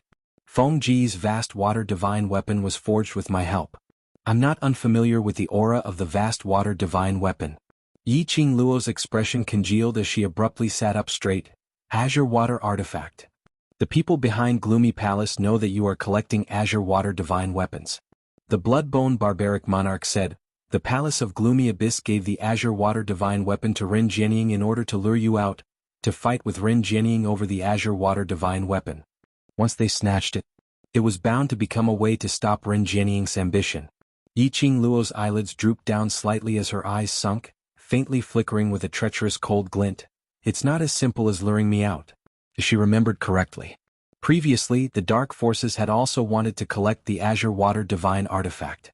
At first, she thought that the Dark Forces wanted to awaken the King of Darkness. Later, he discovered that the Azure Water divine armament had another use. After that, Gloomy Palace also began to collect vast water divine weapons. However, every time they discovered the vast water divine artifact. So she was the first to get it. Furthermore, there was one point which made Yiqing Luo a little strange. Logically speaking, before Mother passed away, she should have sealed the 5 pieces of the vast water divine artifact set separately. Without the bloodline of a god emperor, the seal could not be removed. He probably couldn't obtain the vast water divine artifact. How did the Nether Palace obtain the vast water divine weapon? Yiqing Luo clenched her fists tightly. No matter what tricks the Palace of Secluded Darkness is trying to play this time round, I must make a trip over. The Bloodbone Barbarian King did not say anything to stop him. For him, the vast water divine tool belonged to Fenggu. That was left for Qing Luo. Falling into the hands of others, especially the hands of those who had schemed against him, how could he be willing? Yiqing Luo told everyone about her decision. He heard that Rin Jianying was preparing to attack the Earth Domain. Huang Fusheng and Gu Zixi's expressions changed drastically. After asking about Yen Xiaoyi's condition and confirming that there were no problems, the group of people immediately set off in a hurry for the direction of the Old City. Old City. A figure shrouded in a black cloak was quietly hiding in the dark, listening to the discussions of the people in the Old City. Now the Rin family was in power. He was just short of directly addressing Patriarch Rin as the emperor. The people were naturally praising Rin Jianying. The man in the black cloak listened to all kinds of praises in the dark. He almost crushed the stone beside him. Suddenly, a small hand rested on that person's shoulder from behind. The man was startled and grabbed the little hand. The owner of the small hand cried out in pain. Only then did the black-cloaked man see clearly that behind him was a 13 or 14-year-old girl. Her face was covered in dirt, but her eyes were extremely bright. At this moment, it was staring at him unblinkingly. What are you doing behind me? The black-cloaked man let go of the little girl's hand and asked with a frown. Why are you squatting here sneakily? The little girl raised her neck in defiance. The black-cloaked man ignored her and continued walking forward. The little girl skipped to keep up with his footsteps. Don't go, I know what you're doing. You're eavesdropping, right? What news do you want to know? Ask me. I know everything. The black-cloaked man's footsteps halted as he looked suspiciously at the girl. Latest update, no pop-up window please. Chapter 46:12. What do you know? The black-cloaked man's face was filled with suspicion. The little girl smiled with her bright eyes. I squatted at the old city gate and asked for food for a few days. No news could escape my ears. The black-cloaked man was silent for a moment. He pulled the little girl to the corner of the wall. Then tell me, what news have you heard in these few days? The little girl tilted her head and extended her hand towards him. If you want to ask for information, you have to give me the crystals first. The black-cloaked man narrowed his eyes. How can I be sure that the information you gave me is true? The little girl was silent for a while before she unwillingly pouted her lips. Then, I will reveal a little bit of information to you. The little girl moved closer. I heard, 2 days ago, Patriarch Rin sent the imperial family to kill the eldest miss of the Gu family. The black-cloaked man's body suddenly stiffened. Why, to kill the eldest miss of the Gu family? I heard that the eldest miss of the Gu family stole an extremely precious item from the Rin family. The little girl rubbed her chin and said, it sounds like it is related to the Rin family's lifeline. The black-cloaked man's fingers under the black cloak unconsciously clenched into fists. He bit his lips. Then, was the eldest miss of the Gu family caught? Of course. The little girl was about to reply. She suddenly thought of something and stopped speaking. She extended her hand towards the black-cloaked man. I have already told you so much information. Shouldn't you give me the crystals? The black-cloaked man took out a bag of crystals from his sleeve. Speak quickly. How is the eldest miss of the Gu family? The little girl's eyes lit up as she received the bag of crystals. She touched the bag with one hand and took out the crystals with the other. Of course she is fine. I heard that the people that were sent over are all dead. Even the imperial family's Princess Xia Zhu died in the hands of the eldest miss of the Gu family. The black-cloaked man seemed to be relieved. Then, Patriarch Rin, do you want to continue to kill the eldest miss of the Gu family? Why are you so interested in the eldest miss of the Gu family? The little girl stuffed the crystals back into the bag. Don't tell me, you like the eldest miss of the Gu family? The black-cloaked man was stunned. He hurriedly shook his head and said, No, I'm just curious. Why is Patriarch Rin, who is about to become the ruler of the Heaven Realm, still targeting the young miss of the Gu clan? Didn't I say it already? It's because the first miss of the Gu residence stole something that is related to the Rin family's lifeline. The Rin family wants to take it back. The little girl had an expression that said, Are you stupid? Then he said, Seeing that you've given me enough spar, I'll tell you another piece of news. The little girl lowered her voice and spoke mysteriously. Patriarch Rin seems to have a way to deal with the first miss of the Gu clan. Right now, he no longer plans to kill the first miss of the Gu clan. Instead, he's waiting for the first miss of the Gu clan to come knocking on his door. The black-cloaked person's pupils constricted. You mean, the young miss of the Gu clan is returning to the old city? I don't know what method Patriarch Rin used, but I've heard that the young lady of the Gu clan is already on her way to the old city. The little girl patted his shoulder. If you really like the first young miss of the Gu residence, then grab this chance. The black-cloaked person's breathing froze for a moment. He then took out a bag of coins from his sleeves. Let me ask you another question. Do you know what method Patriarch Rin used to make the young miss of the Gu clan come to the old city of her own accord? The little girl was about to speak. Suddenly, her pupils widened and she stared in disbelief behind him. Behind you. Chapter 46:13. What? The black-cloaked man's eyes darkened, and the muscles all over his body began to tighten at this moment. He didn't look back. He wanted to run past the little girl. But just as he moved, a fair hand pressed on his shoulder. It seemed to be gentle. In fact, that fair hand pressed the black-cloaked man so hard that he couldn't even struggle. My good brother, I finally found you. The soft and graceful voice of a woman came from behind him. In the ears of the black-cloaked man, it was as if death had come. What question do you want to ask me? Just come and ask me personally. I will definitely tell you everything I know. The woman chuckled softly. The black-cloaked man's body tightened even more. His entire face seemed to be covered with a layer of haze. There was no fear. Rin? Patriarch Rin. The little girl stared behind the black-cloaked man, unable to believe her eyes. She actually saw the legendary strong woman. Rin Jianing. What did Patriarch Rin just say? Her good brother? Brother? The little girl blinked her bright eyes and looked at the black-cloaked man in front of her in astonishment. Before she could speak, she heard Rin Jianing's extremely indifferent voice. Take her away. Soon, two figures rushed behind the little girl and tried to grab her. Rin Jianing. The black-cloaked man shouted and suddenly reached out to grab the little girl. He moved his body.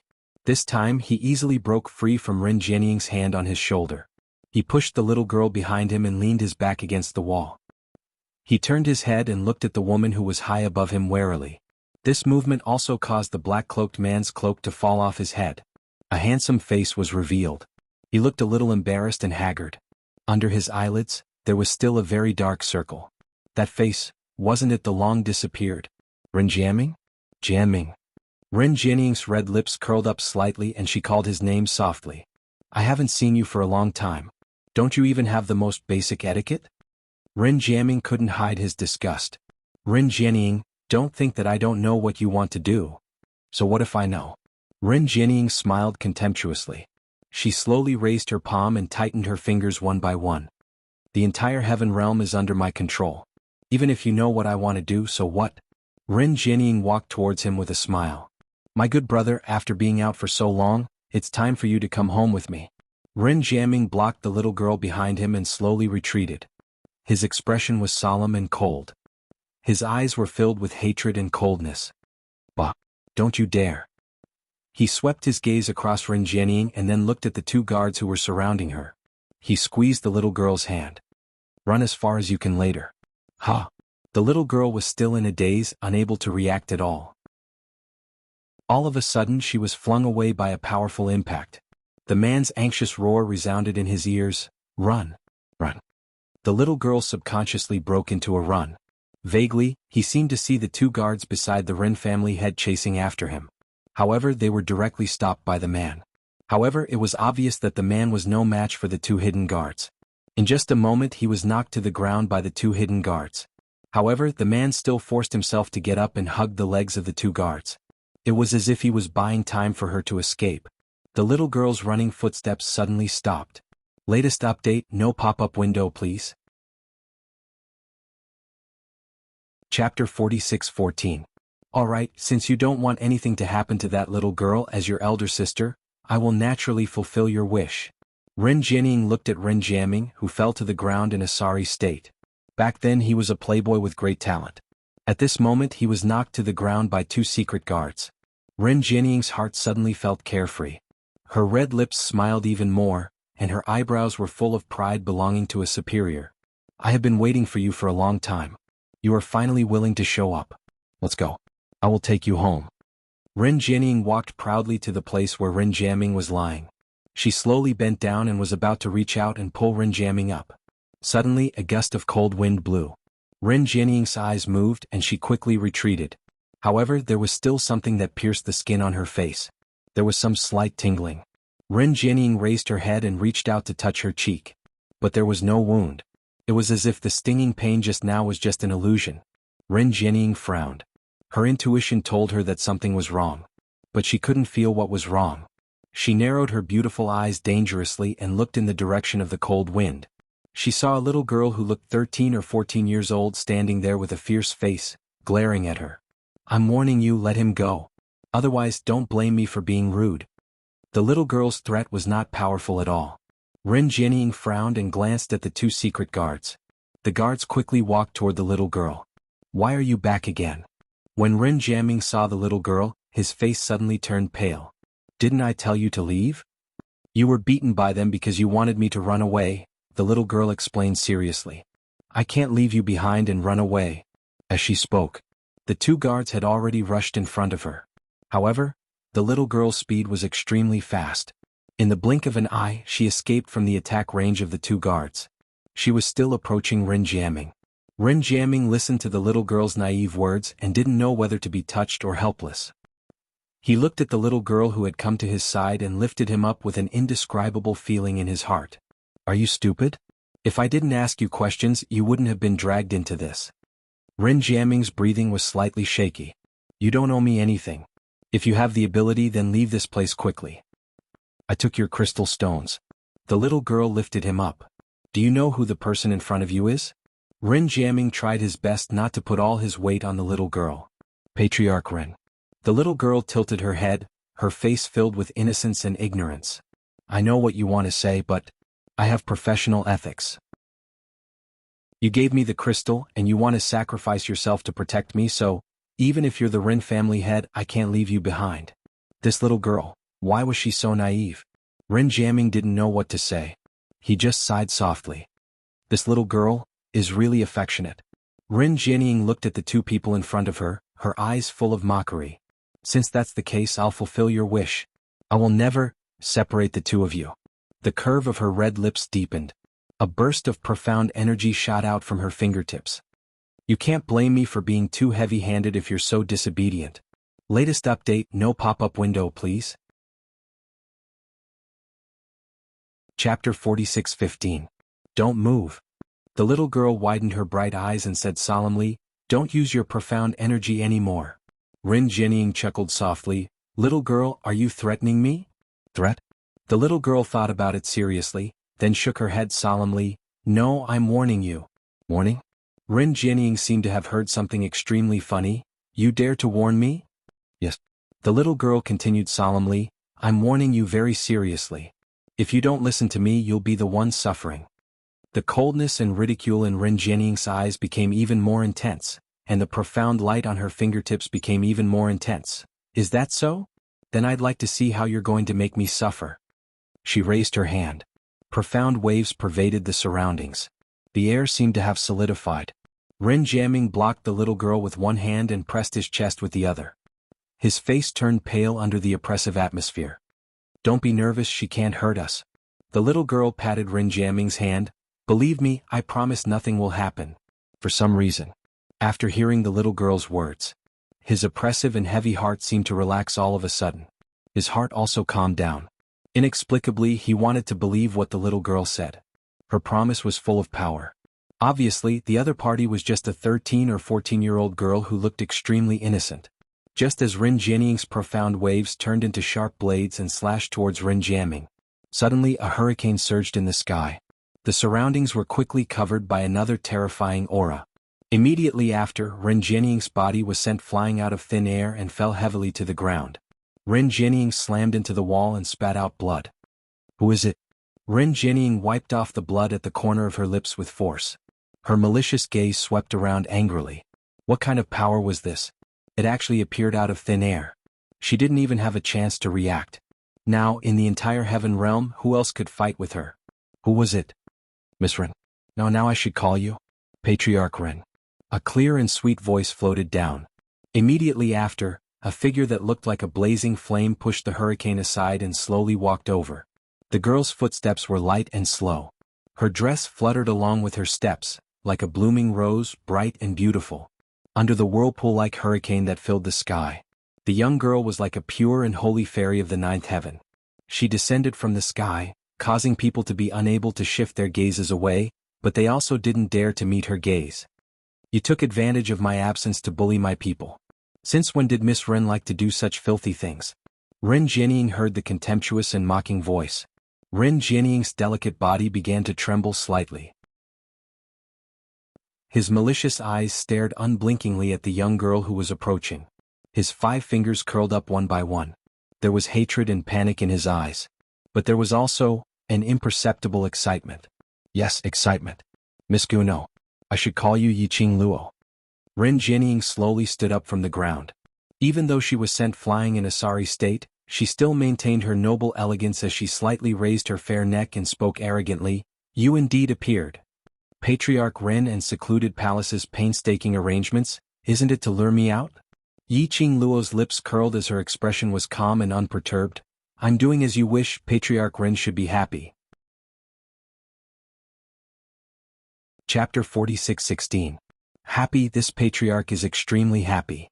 Rin Jianing stared at Yiqing Luo, as she squeezed out each and every word from between her teeth. Yiqing Luo's smile deepened. But Patriarch Rin doesn't look happy? Alright, this patriarch is indeed unhappy. Rin Jianing's eyes were icy cold, as though there were raging waves in her eyes. The moment you came, you stopped this patriarch and my brother's reunion. No matter who it is, they would not be happy, right? Yiqing Luo raised one finger as she shook her hand. No, I'm very happy. She smiled as her eyes curved as she walked to Rin Jiaming's side. Didn't I tell you to wait for me to come back? Why did you run out alone? Her suspicious gaze as she looked at the young lady behind him. Could it be because of this young lady? No. Rin Jiaming anxiously opened his mouth to explain. She and I just got to know each other. She sells information. Yiqing Luo's brows rose. Just got to know each other, but for you she's not afraid of Rin Jianing's threat. She's quite a bold young lady. As she said that, she looked at the young lady with admiration. The young lady's eyes widened as she stared at Yiqing Luo without blinking. Hearing Yiqing Luo's praise, the little face turned red. I'm just doing my duty. Not as good as what you said. That look made Yiqing Luo want to rub her furry head. Young lady, why were you so sure that Patriarch Ren wouldn't be able to hurt you? Yiqing Luo pushed Rin Jiaming aside as she hooked the young lady into her arms. This young lady looked very innocent. Not like someone who would do things to scare others. The young lady must have her reasons for saying that. Furthermore, Yiqing Luo's peripheral vision glanced at Rin Jianing as a glint flashed past her eyes. If she didn't see wrongly, Rin Jianing's condition was not right. Especially earlier when she released her profound energy. She easily broke through Rin Jianing's attack. This wasn't like Rin Jianing's condition. I'm not called young lady, I'm Yao Xianxian. When the young lady saw Yiqing Luo's devastatingly beautiful face at such a close distance, a sliver of infatuation flashed past her eyes. He even stuttered when he spoke. The infatuation in the little girl's eyes. It wasn't a disgusting obsession. But from the bottom of his heart, He had taken a liking to her face. Alright, this little girl was also a fan of looks. Yiqing Luo pinched her cheek. Meow? Big sister, you can call me Xian Xian. The little girl Miao Xuanxuan's eyes were sparkling with happiness. Good girl Xian Xian. Yiqing Luo gave a meaningful smile. I roughly understand why you're so certain that she won't hurt you. Miao Xuanxuan's eyes shone even brighter. Just like a resplendent star in the night sky. Big sister, you found out? Yiqing Luo nodded smilingly. What are you talking about? Ren Jianying's face darkened as she listened to their conversation. Do you think that you can scare me just by acting mysterious? Yiqing Luo narrowed her long and narrow eyes as she tried to provoke her with a smile that didn't look like a smile. We don't talk in riddles, so let me tell you the answer personally. She pushed Miao Xianxian into Ren Jiaming's arms. Immediately after, she leapt up. The glower flame fan on her fingertips opened up, sweeping across a large area of raging flames. A swoosh sound was heard.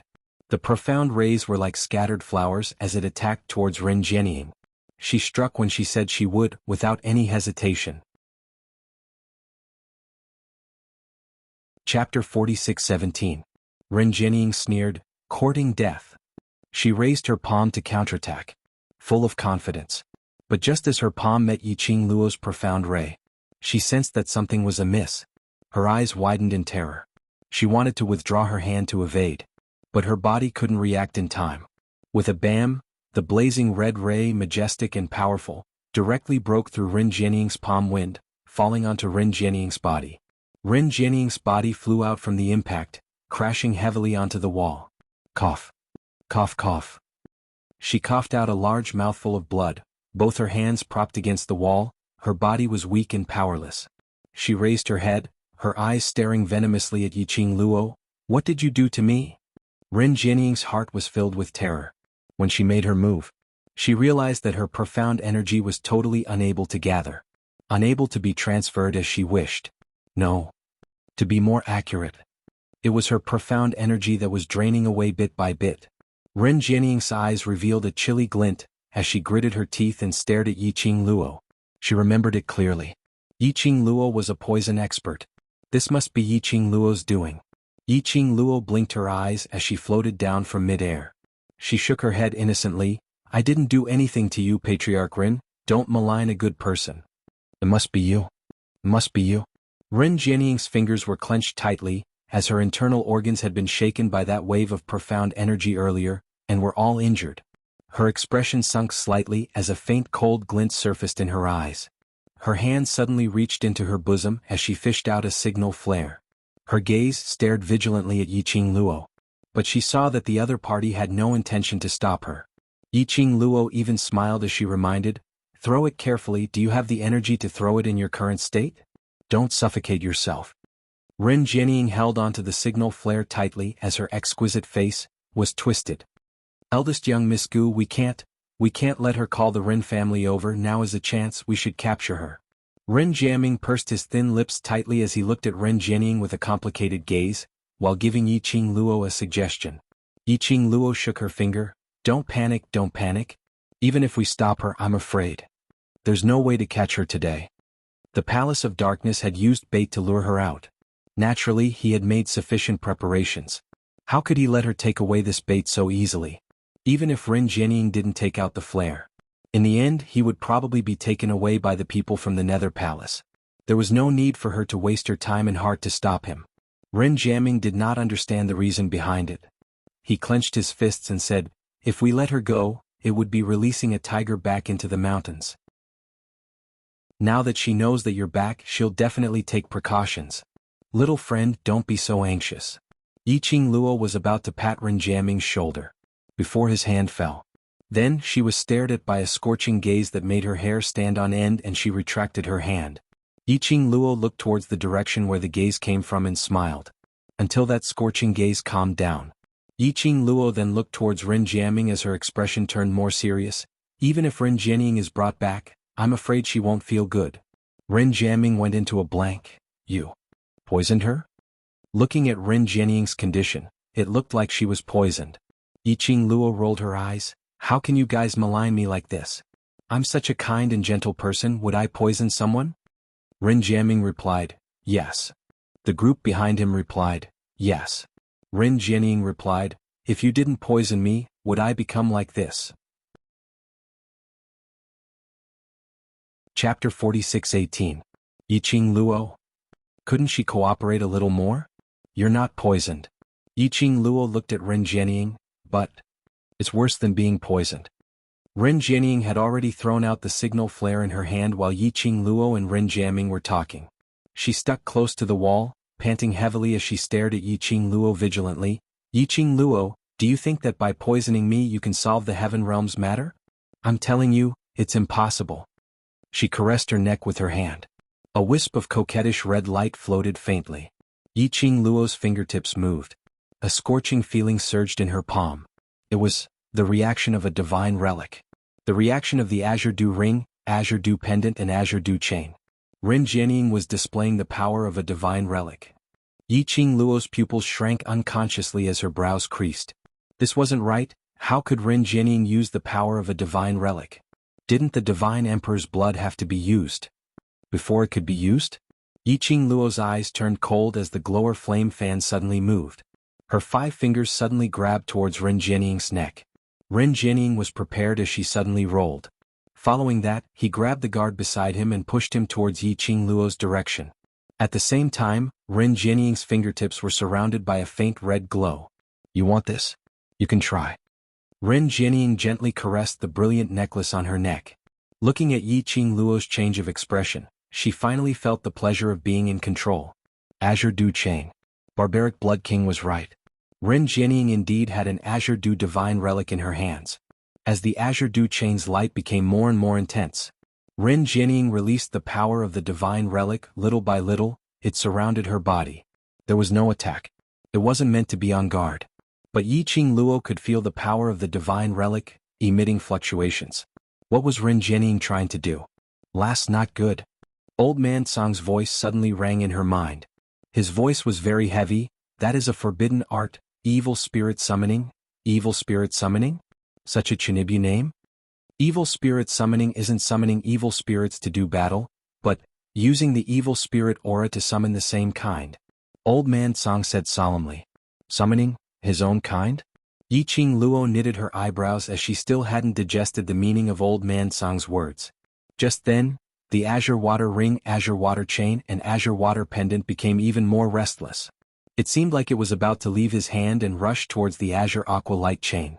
Yiqing Luo's mind suddenly sobered up. What you mean is, Rin Jianying had executed the evil spirit summoning, using the Azure Aqua Light Chain as a medium to summon the other Azure Aqua artifacts. That's exactly what I meant. Old Song was deeply worried. Once the Azure Water Divine artifact in your hands is summoned over, the Azure Water Divine artifact will no longer belong to you. Was this Rin Jianying's motive? Was this the goal of the secluded Darkness Palace? Did he want to obtain the vast Water Divine artifact from her? Yiqing Luo's 5 fingers clenched tightly as her fingertips pressed onto the Azure Dew ring and the silk chain. That belonged to her mother. No one should even think of snatching it. Yiqing Luo's gaze swept over the guards who had rushed over and lowered her voice. Protect yourselves, I'll go settle that woman. Sister. Miao Xianxian suddenly went forward and pulled Yiqing Luo's arm. Sister, don't worry, I have a way to stop her. When Yiqing Luo turned back, she saw Miao Xuanxuan's bright and innocent smile. Chapter 46:19. Immediately Miao Xianxian raised her hand. Her slender fingers touched something in her palm. Not too far away, Rin Jianying, who was casting the spell, suddenly turned pale and a mouthful of blood gushed out. Her entire body started to twitch. Yiqing Luo. Her hoarse voice screamed Yiqing Luo's name venomously. Her voice was filled with agony.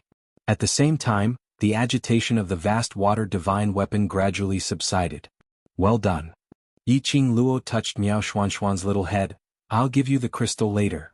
Miao Xuanxuan's eyes were filled with smiles. If it's sister, then there's no need for any reward. It was Xianxian who took the initiative to help sister. Rin Jianying? What differential treatment? Why do you have to collect money from me for asking a few questions? You're not as good looking as sister. Miao Xianxian said confidently.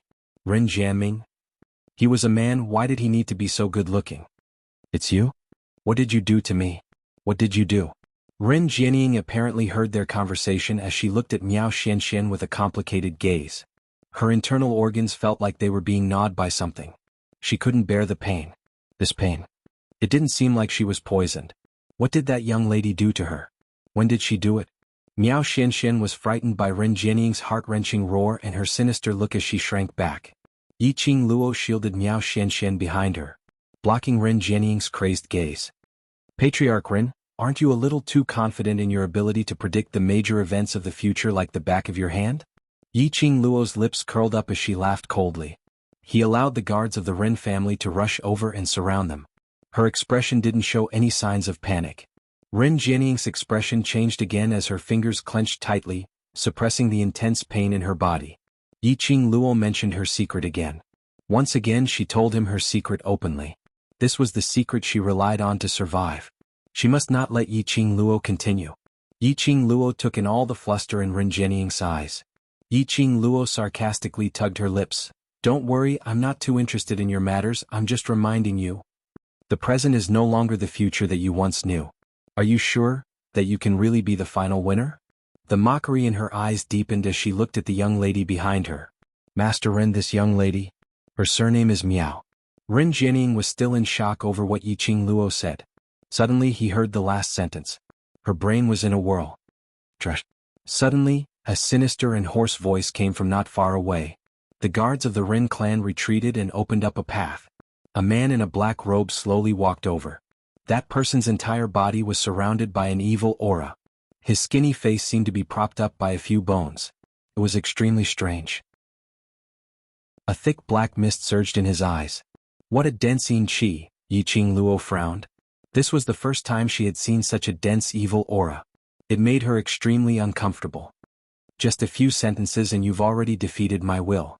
What use do I have for you? That sinister and hoarse voice made Ren Jianying tremble as she raised her head. The gaze she shot at that person revealed a sliver of fear. Fear? There was actually someone who could make Ren Jianying feel fear? She thought. Ren Jianying thought that she was reborn so she had nothing to fear. Latest update, no pop-up window please. Chapter 46:20. Yes, rebirth. Ren Jianying was someone who had been reborn. From the first time she heard Ren Jianying mention Ren Jianying, Yiqing Luo had this guess. From the age of 7, she knew how to act in front of the elders and knew how to grab the business opportunities to develop her own power. She didn't believe that she was a genius. Furthermore, she was able to accurately know what had happened to the various large clans, as though she knew the future. Wasn't that rebirth? Ren Jianying was able to make use of her rebirth advantage to carve out a place for herself in the heaven realm. This was her own method and Yiqing Luo wouldn't interfere. But what Ren Jianying shouldn't do was to stretch her hand over to her side. Since she had chosen to cooperate with the Palace of Darkness, he had to accept any unforeseen event for his own choice and his own ambition. Because of her rebirth advantage she wanted more and more, which eventually led to her ambition swelled. In the end, everything was heading in a different direction from what he had known back then. The current Ren Jianying. What advantage did she have from rebirth? Unfortunately, Ren Jianying didn't understand this logic. That black-robed man walked slowly to Ren Jianying's side and casually pulled her up. Grand Elder. Ren Jianying was in so much pain that her body was twitching. That slut, on me? On me? Yes, Gu. Miao Xianxian, surname Miao. Miao Gu family. The black-robed man looked at her coldly and threw her onto the ground in disdain.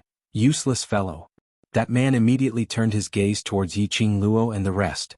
Finally, his gaze fell onto Miao Xianxian, cure the Gu.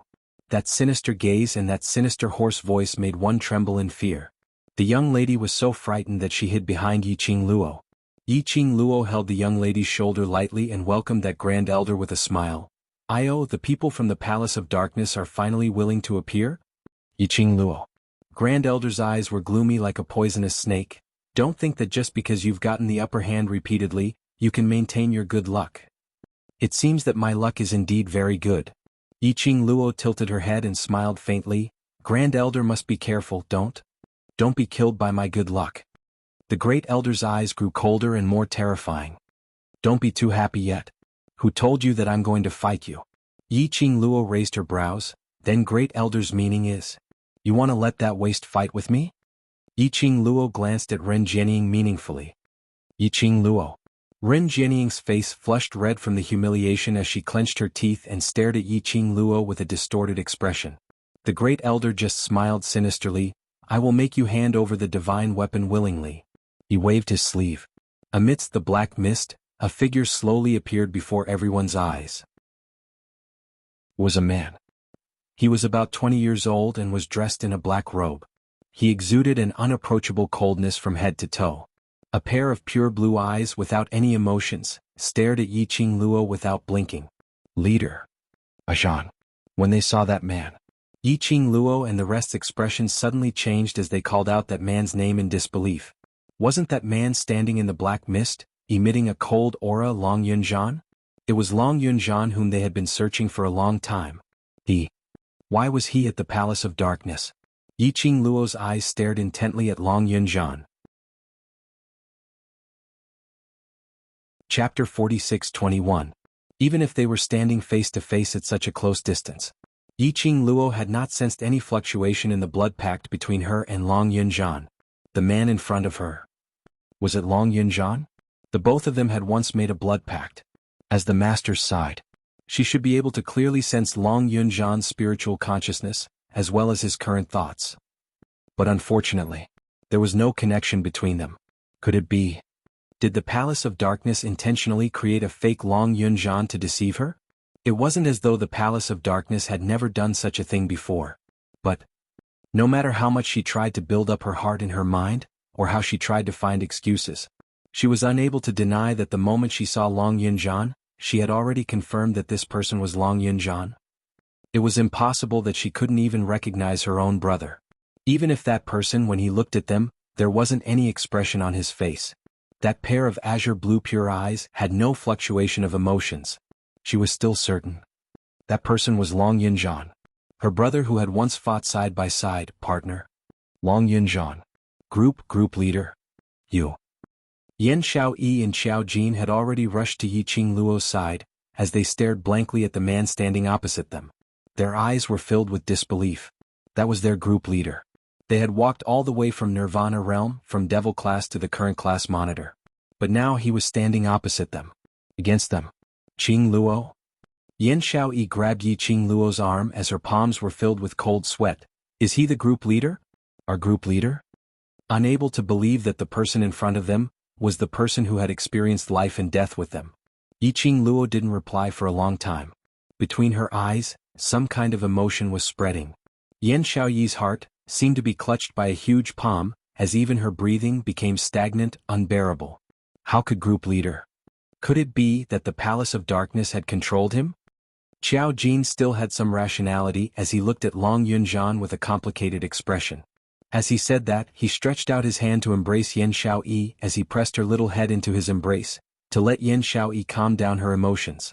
Yiqing Luo shut her eyes slightly, and when she opened her eyes again, that pair of eyes which the wind and the whirlpool had already calmed down. Yes.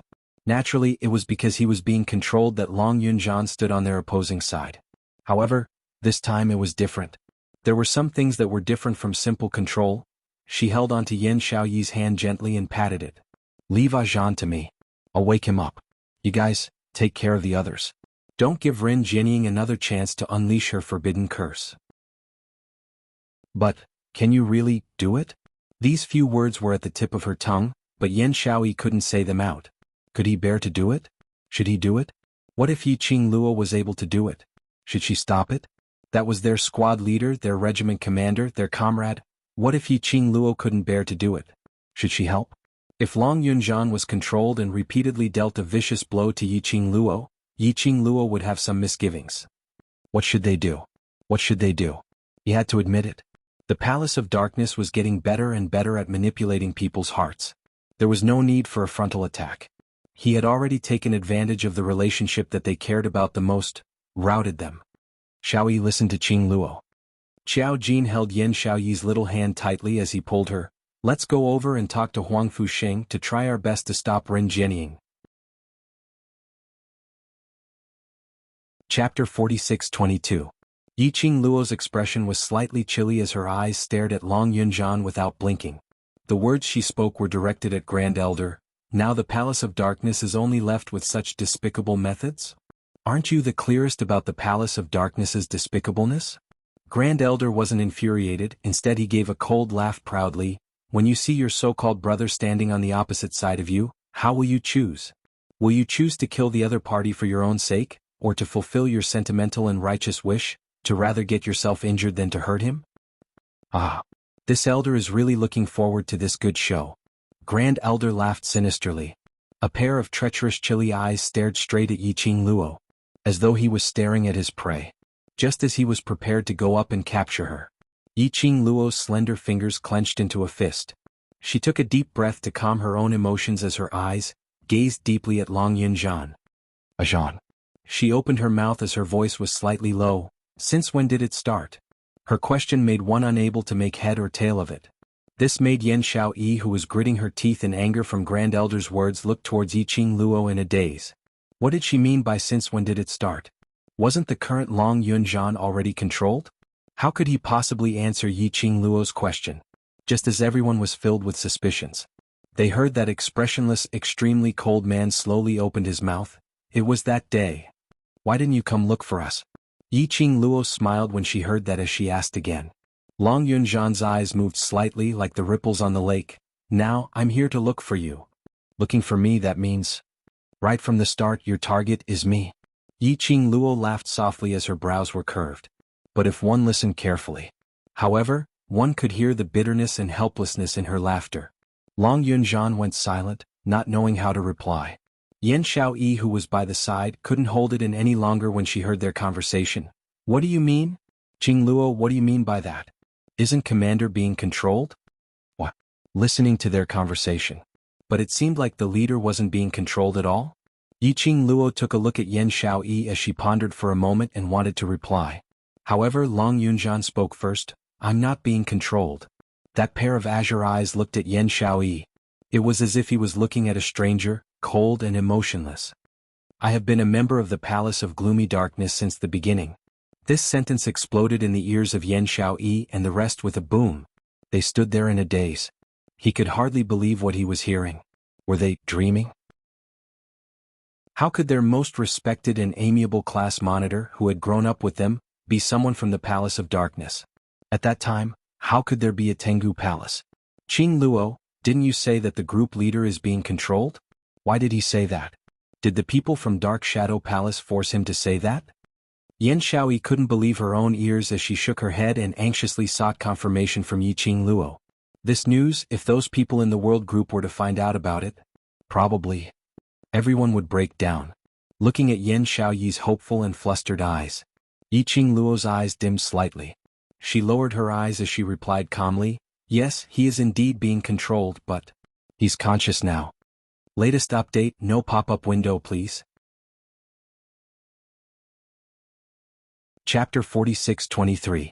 WH. What do you mean? Yen Xiaoyi felt that her brain was unable to wrap itself around it. His eyes are very clear and very calm, there's no struggle, no unwillingness. Yiqing Luo's tone turned solemn. Clear meant that his consciousness was clear, and not that empty and soulless state after being controlled. Calm meant that under the condition that he was conscious, he accepted himself, standing on the opposite side of them. No struggle, no unwillingness, meant that there was nothing controlling his thoughts or willpower. Long Yunjian was willing to stand on the opposite side of them. Group leader he. Yen Xiaoyi's heart tightened as her face turned pale. She suddenly looked towards Long Yunjian, opening her mouth. It wasn't to berate, not to question, but, Group leader, do you have something that you can't tell us? Did the secluded palace threaten you? Tell us. Tell Qing Luo. Didn't we say that no matter what happens, we will stand by each other's side unconditionally, to face all the problems together? No matter if it was Yen Xiaoyi or Qiao Jin, or those people who were still in Nirvana realm or Earth realm, the world group.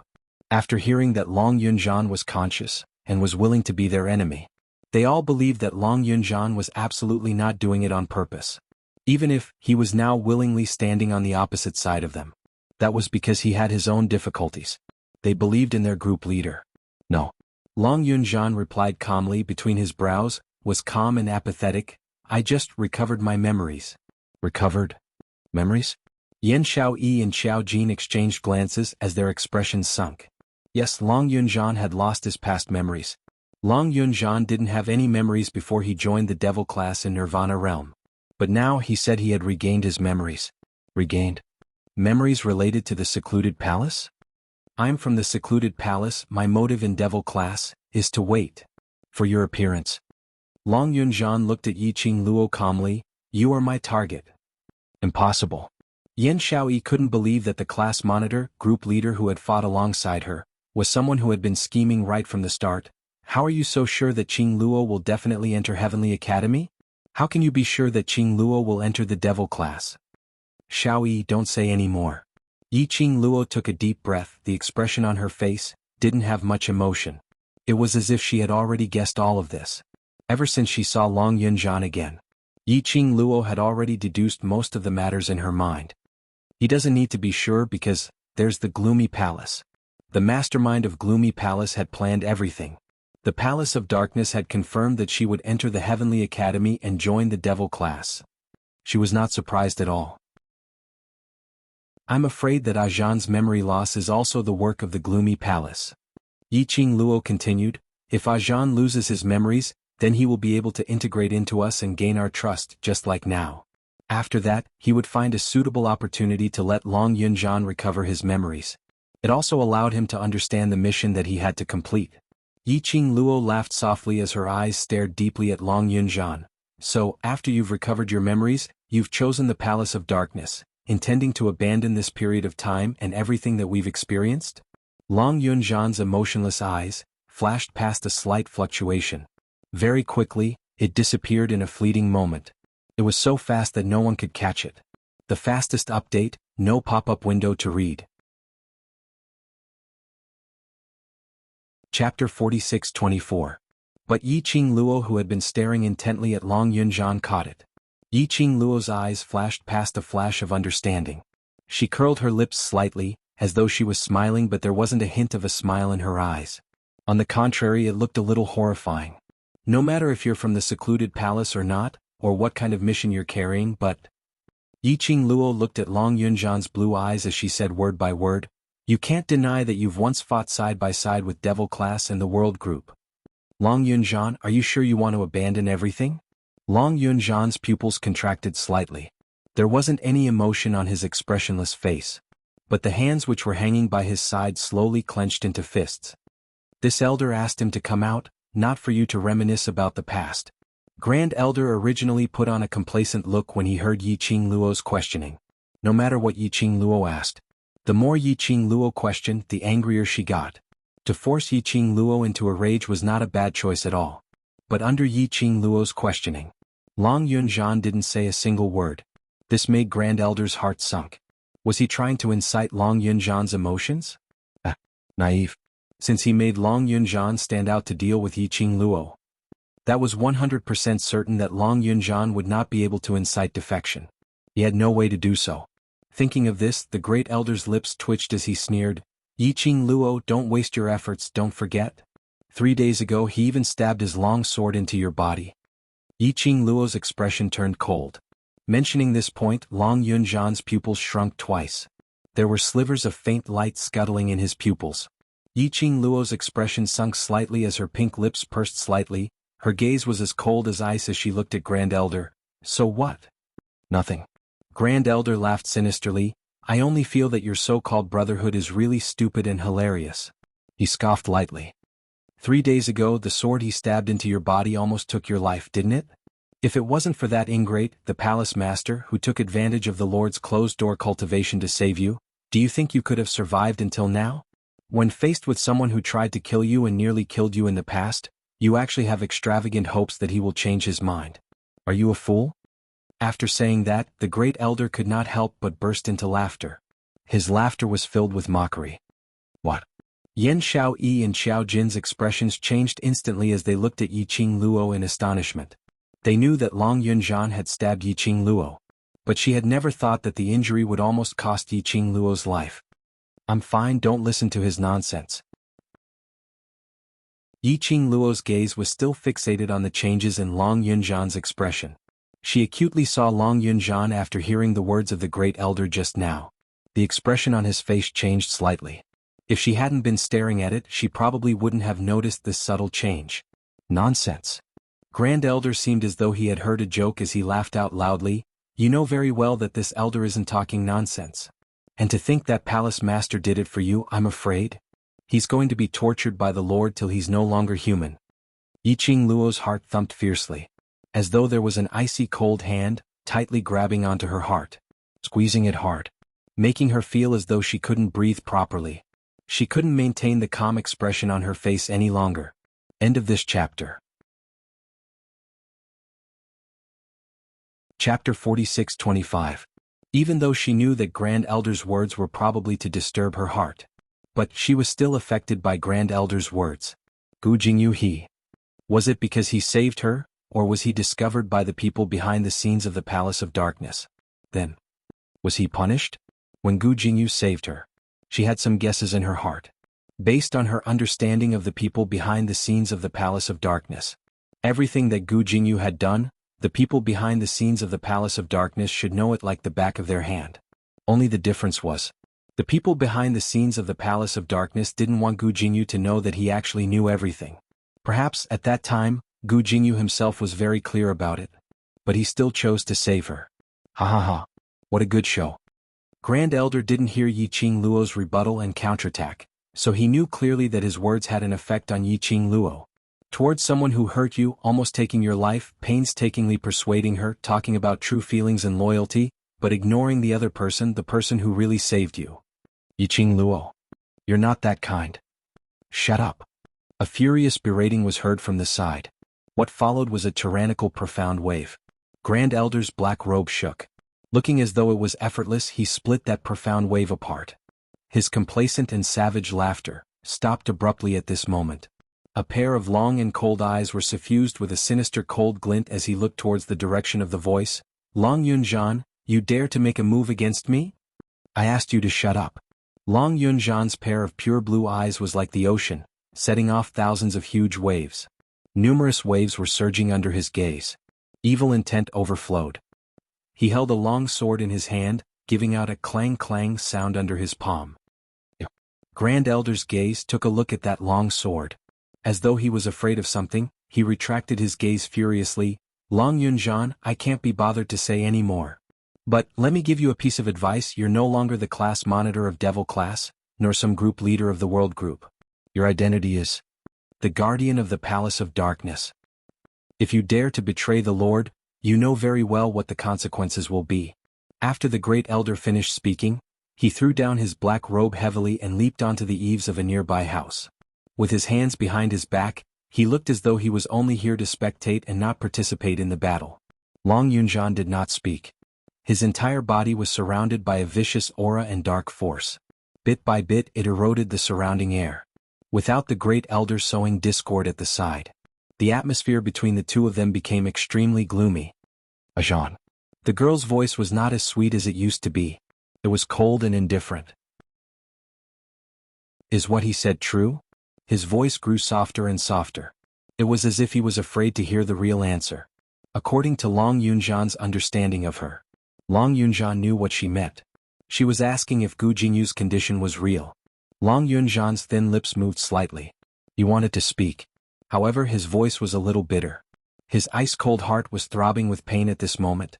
He would rather be in a controlled state right now, a puppet state. At least he didn't need to face Yiqing Luo. But unfortunately he was very clear-headed. Very, very clear-headed. So clear that he was standing on the opposite side of Yiqing Luo, listening to Yiqing Luo's questions. His heart felt as though it was pierced by needles. But he was unable to turn back. And was unable to respond to Yiqing Luo's words. End of this chapter. Chapter 46-26. To answer Yiqing Luo? To answer. That would be to confirm the good show, which Grand Elder mentioned. A joke. After some time Long Yunzhan's hoarse voice rang, yes. Just one word, as though it was filled with the endless suffering of the world. Yiqing Luo's eyelashes trembled slightly. Her eyes glowed faintly as it revealed some blood color. Ah Jean, what you said is? Does it mean that from the moment you stabbed the sword you already knew? That sword was smeared with a profound yin fragrance. Long Yunzhan's gaze didn't change. Yes. Yiqing Luo suddenly laughed. That laughter was filled with deep sorrow and disappointment.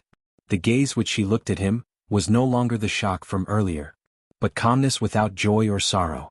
Ajahn, I know. Your choice. Her voice was cold and apathetic. That kind of cold and detached attitude. It made Long Yunjan's pupils shrink bit by bit. His heart was in extreme pain. He wanted to speak, but the words which were at the tip of his mouth were kept back into his throat. There was already nothing more to say. Qing Luo. Qing Luo. Seeing Yi Qing Luo's expression, Xiao Jin and Yen Xiao Yi called out Yi Qing Luo's name in a fluster.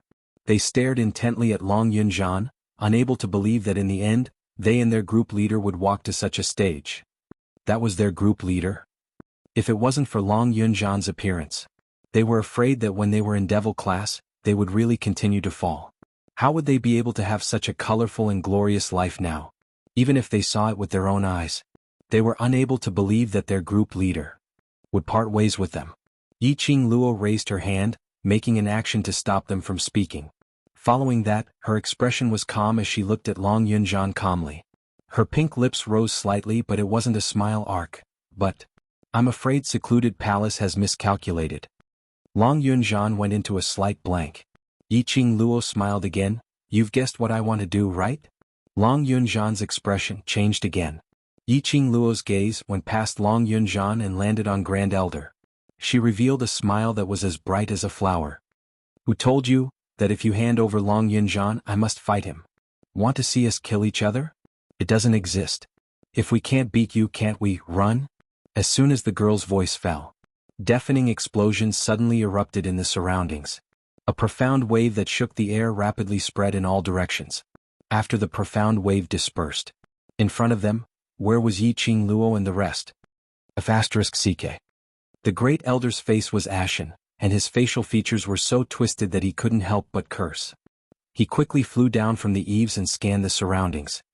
Where are they? Where is he? He ran away. Long Yunjan stood in place, motionless like a stone statue. Ran away. How could you let them get away? Did you intentionally let them escape?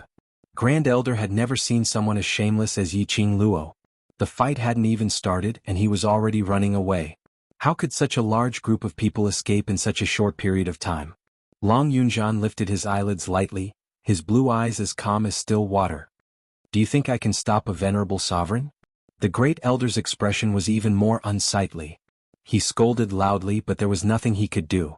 He took large strides towards Ren Jianying and directly pulled her up. Trash. Meeting Yi Qing Luo, that slut, all of you have become trash. Let's see how you explain to His Highness this time. Chapter 46-27.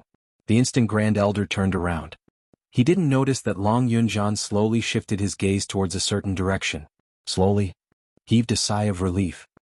He lowered his eyes as he congealed on the azure blue long sword in his hand. Luckily, he didn't need to make a move on her again. Luckily, he didn't really make a move. At this moment, Yi Qing Luo and the rest were on the back of the magical beasts. Yi Qing Luo and Dmo Xian were sitting on Little Nine's back. Chi-Chi was carrying the rest of them. They stopped at a rather secluded area in the forest before Yi Qing Luo got Little Nine to find a place to stop. Xiao Jin and Yen Xiao Yi were both preoccupied. They had just leapt down from Chi-Chi's back as the two of them welcomed Yi Qing Luo. Qing Luo? Group leader, he really? Yi Qing Luo recalled Chi-Chi back as she randomly found a rock to sit on. Right, if we didn't run earlier we should be fighting with Ajahn right now. Xiao Jin and Yen Xiao Yi's expressions congealed slightly as they pursed their lips tightly, unable to say a single word. They had interacted with Long Yunjan the longest. Their relationship with Long Yunjan was the deepest. Yi Qing Luo didn't participate in the matters before they went to devil class. But Yi Qing Luo knew. To Xiao Jin and Yen Xiao Yi, Long Yunjan was their salvation. It was Long Yunjan who led them to pull themselves together again. Setting up a new goal for them, giving them a new life. Not only the both of them. Everyone in devil class was the same. Why? Group leader is from Secluded Palace. Until now, Xiao Jin and Yen Xiao Yi were still unable to believe this fact. If this matter were to spread to the world group's brothers' ears, how much pain would their brothers be in? He didn't even dare to think about it. It's my fault. Yi Qing Luo leaned into Dmo Xian's arms. Secluded Palace's target is me and Ajahn is a chess piece of Secluded Palace. It's not your fault. Yan Xiaoyi hurriedly said, if it wasn't for you, we wouldn't have met group leader. Yiqing Luo's eyelids drooped as her eyes dimmed. I ran because I didn't want to go against Ajan. She took a deep breath. Secluded palace really knows how to use the thing that we care the most and even hurt us. What? What about the second time? Huang Fusheng looked at Xiao Jin and Yan Xiaoyi's pained expressions and straightforwardly asked the most crucial question. You have to solve the problem of facing him. As a bystander, Huang Fusheng hadn't gone through life and death with Long Yunzhan and the others, so he was the one who could tell the problem most directly. I'm afraid that is the goal of the Abyss Palace. Even if Long Yunzhan did not complete his mission, his appearance has disturbed all of your hearts. Gu Zishi walked to Yan Xiaoyi's side and hugged her gently. Although Ah Sheng's words aren't pleasant to hear, they are the truth. You can be sad, you can be upset, but you can't let yourself be defeated because of him. The few of them fell silent. The two of you don't be so sad. I didn't even say that I'm going to stand against Ajan. Can you listen to me for a moment? Two voices sounded at the same time. Yiqing Luo paused her voice and looked towards Miao Xianxian who had spoken out earlier. The young lady's bright eyes stared straight at her. Yiqing Luo waved her hand, asking Miao Xianxian to come over. The young lady immediately ran over to Yiqing Luo's side. When she got close to Yiqing Luo, but she was stopped in her tracks by the man behind Yiqing Luo's gaze. Chapter 46-28. Don't scare the young lady. Yiqing Luo gave Diamo Xian a stare and squeezed his palm hard. Perhaps. This is Ajan's savior. Diamo Xian shot a cold glance at Miao Xianxian. Savior? The fact that I didn't kill him just now means that I've been patient enough. Yiqing Luo was all smiles as she wrapped her arms around Diamo Xian's neck, as she leaned close to his face and planted a kiss. Yes, yes, yes, I know my Xian has been extremely patient because of me. Reward him with a big one. That tone was as though she was coaxing a large-sized dog pet. She was just short of rubbing his head. Unfortunately, Diamo Xian enjoyed it. The moment the young lady took the initiative to kiss him, he then mercifully shifted his icy cold eyes away from Miao Xianxian.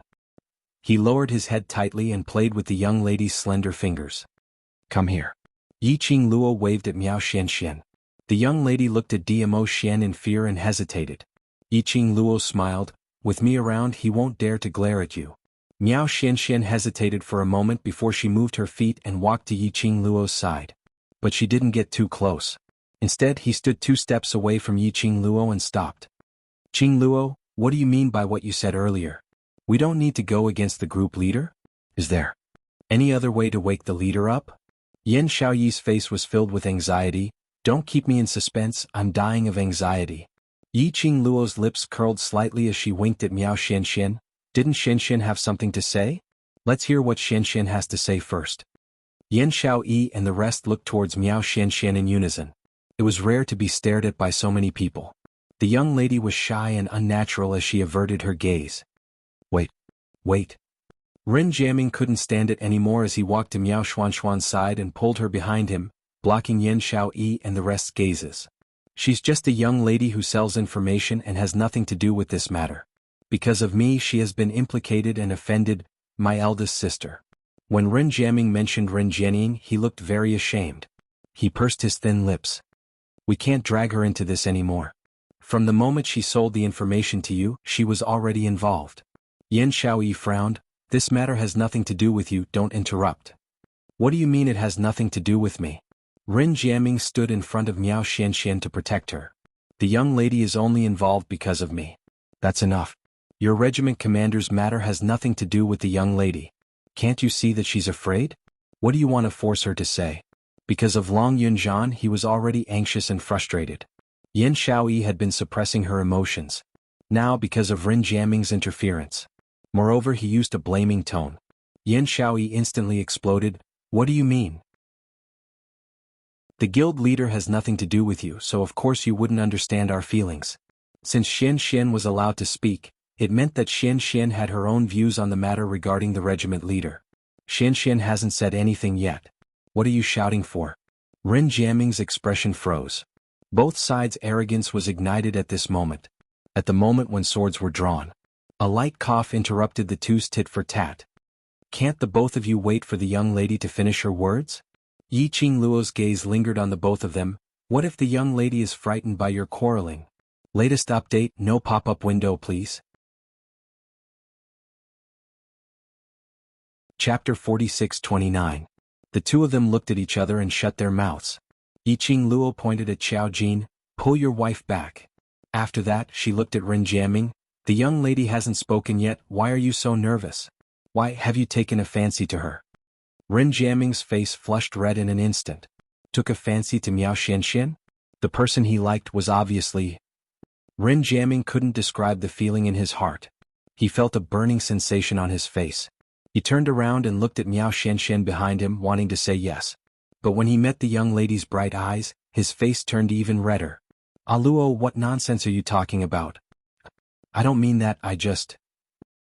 You don't need to explain to me, you know what you're thinking about. Yiqing Luo waved her hand with an I understand expression. Ren Jiaming? He was even more confused now. Yiqing Luo looked at Miao Xianxian with a beaming smile. Her voice was clear and sweet, but it was just a normal chatting tone. Xianxian, because of Ren Jianming's matter today, I'm really sorry for dragging you into the Ren family's fight. Miao Xianxian stuck out her little head from behind Ren Jiaming and shook her head vigorously. It's all right, I'm not afraid of her. No. I'm afraid she's the one who's afraid of you.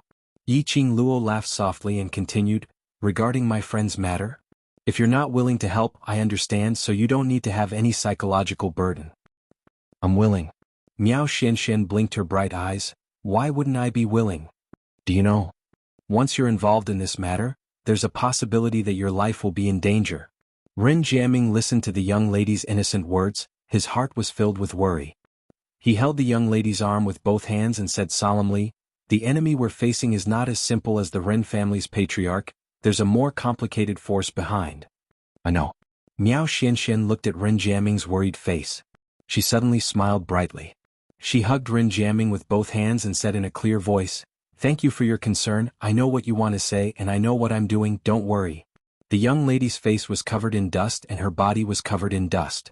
But when she hugged herself, Ren Jiaming felt a soft warmth in his arms.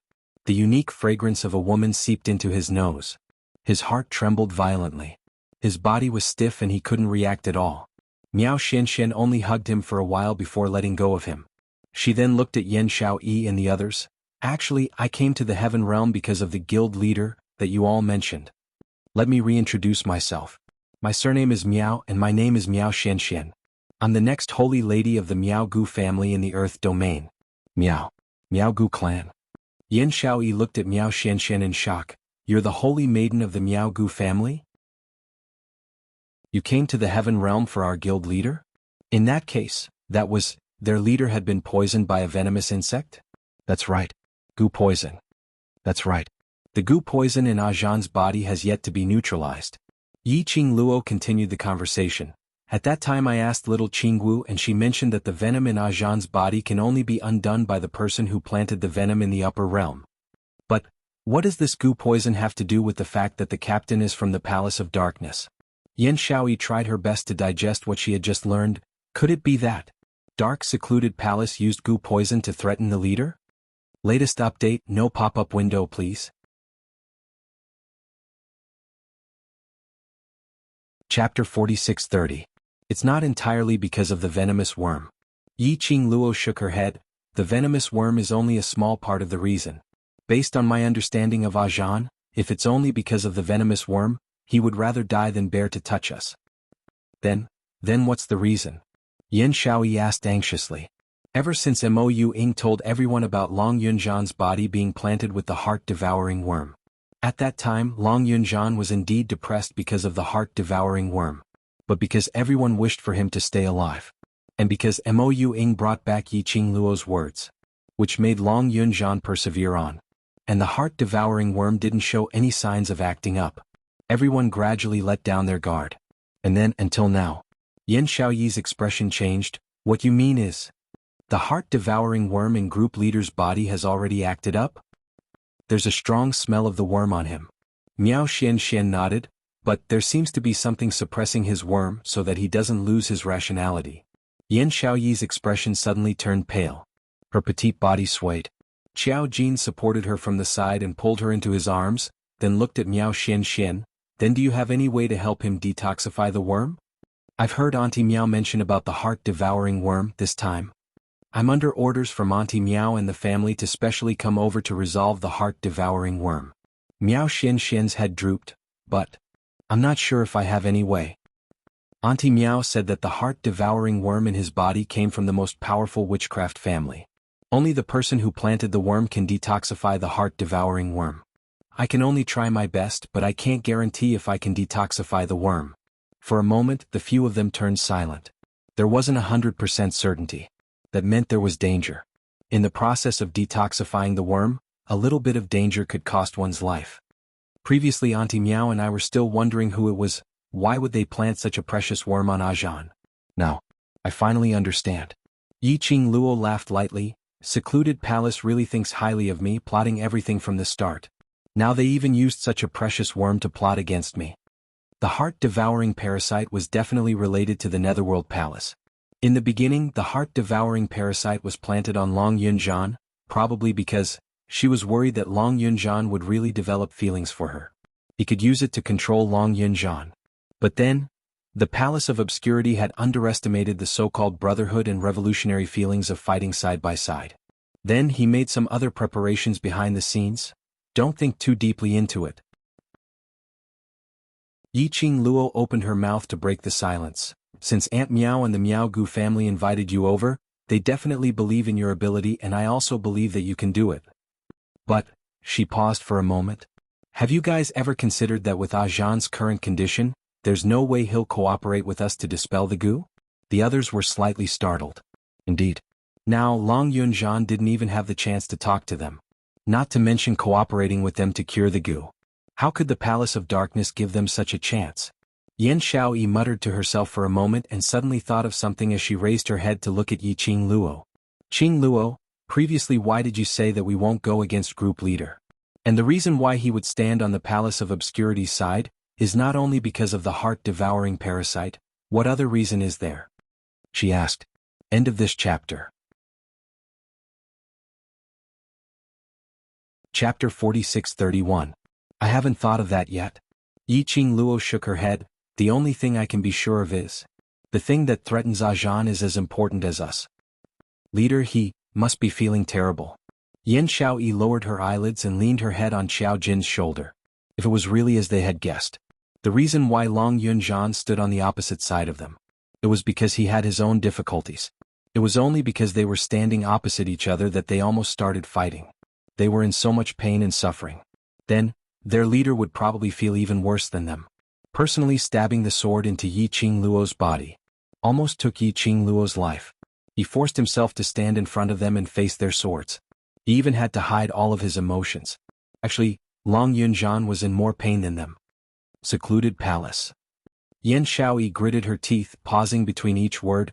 I really want to kill the person behind Secluded Palace. Is he really that happy to play with our feelings? That's because that man will never be able to experience the feeling of being loved. That's why he's jealous. Yiqing Luo comforted him softly. Find a chance to test Ajan? As long as we solve the problem from the root, Secluded Palace's motive will not succeed. What should we do? Yan Xiaoyi asked. Yiqing Luo squinted her eyes slightly as a dangerous glint flashed past her eyes. Tonight, Xian and I will head over to the Ren family to check on the situation. You all follow Ren Jiaming to hide first in case the people from Secluded Palace find you. Yan Xiaoyi also wanted to follow. But it was also clear. The fewer people there were, the safer it would be. She could only suppress the worry in her heart and agree, you guys have to be careful too. The Palace of Gloomy Shadows is very cunning. Knowing that His Majesty is here, they will definitely take extra precautions. To guard against trouble. I don't think so. Or rather, the Palace of Gloomy Darkness was waiting for them to visit the Ren family at night. But this guess, in order to prevent them from worrying, Yiqing Luo didn't say it out. The night was as dark as ink. The night sky was quiet and dense. It gave off a chill that made one's hair stand on end. It was as if he was announcing that there would be no peace tonight. Two silhouettes stepped lightly onto the jade tiles. Everywhere he went, there wasn't the slightest sound, and he floated silently like the wind. In a short moment, the two of them were already standing inside the Ren clan's mansion. The Ren family was silent. It was so dark that one couldn't even see their own fingers. Not even a single candle was lit. There wasn't even the slightest hint of a human aura. Generally speaking, families with large forces like these would not be able to afford to offend them. Every night, 2 candles would be lit at regular intervals to illuminate the area. However, the Rin family was in complete darkness. Yiqing Luo raised her eyebrows. Could it be that this was how the Rin family welcomed their night visit? Under the night sky, the girl's bright and charming eyes met the man's. Dmo Xian locked onto her waist and immediately leapt up. With a few leaps, he landed on the other side of the Rin family. It was still quiet and dark all around. There was not the slightest bit of light. But at this moment, a slight sound came from behind him. It was very obvious. There were still people living in the Rin residence. Yiqing Luo and Dmo Xian quietly approached the source of the sound. He landed in an extremely spacious courtyard. The sound of Rin Jianying gasping in pain came from inside. Damn the Miaogu clan, it hurts. There was even a maid comforting her in a low voice. But Rin Jianying, who was in extreme pain, how could she hear other people's voices? She was annoyed and furious, and because of the goo worms in her body jumping up and down, the pain was unspeakable. Update complete. Moi. My computer crashed while I was in agony. It kept crashing and the blue screen kept crashing. The kind of blue screen the moment I turned it on, it's tormenting me so much that I'm about to collapse. Sob sob sob, please comfort me. End of this chapter. Chapter 4632. Yiqing Luo. You slut. I will definitely take revenge for this. Rin Jianying cursed hoarsely. Her voice was already hoarse from all the shouting. It was Rin Jianying's courtyard. From the looks of it, she should be suffering from the goo worm that Miao Xinshen had planted on her.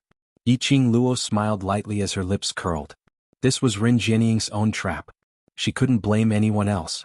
But, based on Rin Jianying's current status, over at the secluded palace, they should more or less care about her. What? Rin Jianying was suffering from the goo worm and was in so much pain. The secluded palace actually had no intention to help her, leaving Rin Jianying to howl in pain. Could it be that they weren't worried that Rin Jianying's condition would easily shake the other powerhouses? That hand on her waist wrapped around her waist tightly. The man's boiling hot chest pressed tightly against her back. It made her body immersed in warmth. His entire body was filled with a man's elegant sandalwood scent. Dmo Xian bent down slightly as his thin lips slowly moved towards Yiqing Luo's ear. His low voice was like a stream of air as it drilled into her ear. Lil Luo, look at her neck. That ticklish feeling was like a feather tickling her skin, her heart. Yiqing Luo was starting to suspect if he did it on purpose. Knowing that her ear was sensitive, he still moved so close. Yiqing Luo's little hand pushed him. Just as she moved, the man seemed to know what she wanted to do as he accurately grabbed her little hand and stuffed it into his big palm. That thin lips by the side of her ear lightly moved again. Look. You're still looking at her neck. Yiqing Luo pinched the arm which was across her waist. After giving a cold humph, she shifted her gaze towards Rin Jianying's direction. Just at this moment, her gaze had yet to land on Rin Jianying. Suddenly her waist tightened. The man hugged her and with a leap, he silently stepped onto the jade tiles. At the same time, a figure which had completely blended into the night slowly appeared at the entrance of Rin Jianying's room. Yiqing Luo's angle was just nice to see everything below. That figure, wasn't it the Grand Elder whom she saw in the afternoon? Why did he come to Rin Jianying's room? In the afternoon he was clearly extremely disdainful of Rin Jianying, and he didn't seem to care at all. At this moment he was actually going to visit her at night? Yiqing Luo's long and narrow eyes curled into a devilish smile. She had a feeling that something 18+ was about to happen in the room. Yiqing Luo stuck her little head out and looked into the room. Her head was heavily knocked by the man's well-defined fingers. Yiqing Luo hugged her head and gave him a stare. From below, the servant girl's respectful voice rang out. Great Elder. You may leave. The Great Elder waved his hand, his cold voice sounding even more treacherous in the night. After the Great Elder stepped into the room, Rin Jianying, who was moaning in pain on the bed, also stopped. However, if one listened carefully, one would be able to hear her gasps and muffled groans of pain. The door was quickly closed. Only the First Elder and Rin Jianying were left in the room. Rin Jianying. The Great Elder's voice was gloomy as he slowly called out Rin Jianying's name. The person on the bed shrank slightly. But she stubbornly turned her back, unwilling to look at him. The petite figure trembled slightly on the bed. The Great Elder slowly walked to the side of the bed. Just as he was about to sit down, Ren Jianying's hoarse voice was heard. Didn't the secluded palace intend to give up on me? Why are you still here for? Latest update, no pop-up window please. Chapter 46-33. The great elder stared at Ren Jianying for a while before saying, Why? Are you blaming me? How dare I? Taking a deep breath, Ren Jianying suppressed the cramping pain in her body and said, I know myself very well. I know that I am just a dispensable chess piece of the dark nether palace. How can I blame you? The great elder sat down by the bed. His black robe was scattered beside the bed. He put his hand on Ren Jianying's body. Ren Jianying's delicate body trembled even more. To the palace of darkness you're dispensable. But, to me you're very important. The great elder used that gloomy voice to say such romantic words. It inexplicably made people have goosebumps all over their bodies. Ren Jianying took a deep breath and slowly breathed out a scorching breath. If you really value me, you won't be willing to part with me. How about this? Her body trembled. She couldn't bear the pain. She slowly turned around and looked at the great elder. After all, she was a person who had been reborn. She knew very well how to use her advantage. Even if her body was being corroded by the poison and was in great pain, Ren Jianying could still maintain her most beautiful posture. Her face was pale from the pain, but she stubbornly didn't make a sound. She looked at the great elder with a pitiful gaze. Immediately, the coldness and ruthlessness on the great elder's body dissipated a little. The great elder stretched out his skinny fingers. His fingertips were full of calluses as he caressed the delicate skin of the woman. He grabbed Ren Jianying's wrist and tapped on her body. Ren Jianying's entire body went limp. She was sweating profusely as she panted heavily. In that instant, the pain in his body finally ceased. That coquettish look made the great elder's eyes burn with evil fire. He grabbed the woman's wrist and suddenly pulled her into his arms. Ren Jianying's delicate body stiffened but soon softened. It doesn't hurt anymore, right? The great elder asked with an evil smile. Ren Jianying nestled in the great elder's arms. Her delicate body seemed to be boneless, sticking softly to the black robe. When she opened her mouth, she was still panting slightly. It's only temporary, she tilts her head back. Her pale and beautiful face was reflected in the great elder's eyes at close range. There was also sweat rolling down her forehead. 1 ton. Come. Wonderful bookstore com. Chapter 46-34. It also carried a deathly aura. Ren Jianying's body stiffened. He wanted to avoid it, but he didn't dare to. Don't talk so much nonsense. While there's still time, let me have a taste of being sick of you first. The first elder's cold and vulgar words rang in Ren Jianying's ears. There was still time. Did the Tenyu Palace not intend to let her live? Ren Jianying's eyes were dark under the night sky, and a hint of coldness could be vaguely seen. However, when the great elder bent down, she took the initiative to wrap her arms around the great elder's neck, trying her best to please him. At this moment, Yiqing Luo, who was nestled on the roof, saw everything that happened in the house. He had also heard the conversation between the two of them. But Yiqing Luo's gaze fell directly onto Ren Jianying's neck. The candlelight in the room was dim. He could vaguely see the entangled figures on the bed. Ren Jianying leaned against the bed. His clothes had long been disheveled. A large portion of her fair skin was exposed. Around his neck, there was a necklace with a fiery red light flowing through it. It was extremely eye-catching. That was the azure water chain of light. The azure water light chain that belonged to her mother. Just now, Dmo Xian wanted her to look at this necklace. Yiqing Luo's eyes sunk slightly as her slender fingers clenched tightly. She would never let Ren Jianying and the Palace of Darkness taint her mother's things. As though he sensed Yiqing Luo's thoughts, the man who was sticking close to her raised one hand and blocked her eyes. There was a faint warmth in his warm palm. The man leaned over and whispered in her ear, "Don't look, it'll dirty your eyes. We'll snatch that necklace back later." He had to snatch it back. However, if he snatched it openly, he might disturb the Palace of Darkness. There's no hurry. Dmo Xian hooked her body and brought her away from Ren Jianying's courtyard. The flirtatious sounds in the room gradually faded away. This continued until it stopped on the other side of the Ren residence. The person you're looking for is not in the Ren residence. Dmo Xian hugged her tightly. Long Yunzhan was not in the Ren residence. Long Yunzhan was the person specially arranged by the Abyss Palace to deal with her. The Palace of Gloomy Darkness had finally managed to lure her out. They definitely couldn't let Long Yunzhan leave the old city now. Long Yunjian was not in the Ren residence. That meant, in this old city. Come. Wonderful bookstore com. Chapter 46-35. No wonder when Ren Jianying saw Grand Elder, she couldn't help but reveal a fearful reflex action. It turned out that this Grand Elder liked to play with some exciting things. TSK. She was indeed a reborn person, her psychological quality was really strong. She knew that the other party didn't really care about her. She also knew the other party's bad habits. But in order to achieve her own goal, she voluntarily offered her own body. A woman who was so ruthless to her own family. Indeed, it was easy to succeed. If Ren Jianying didn't choose the wrong partner, perhaps Ren Jianying's ambition could really be achieved.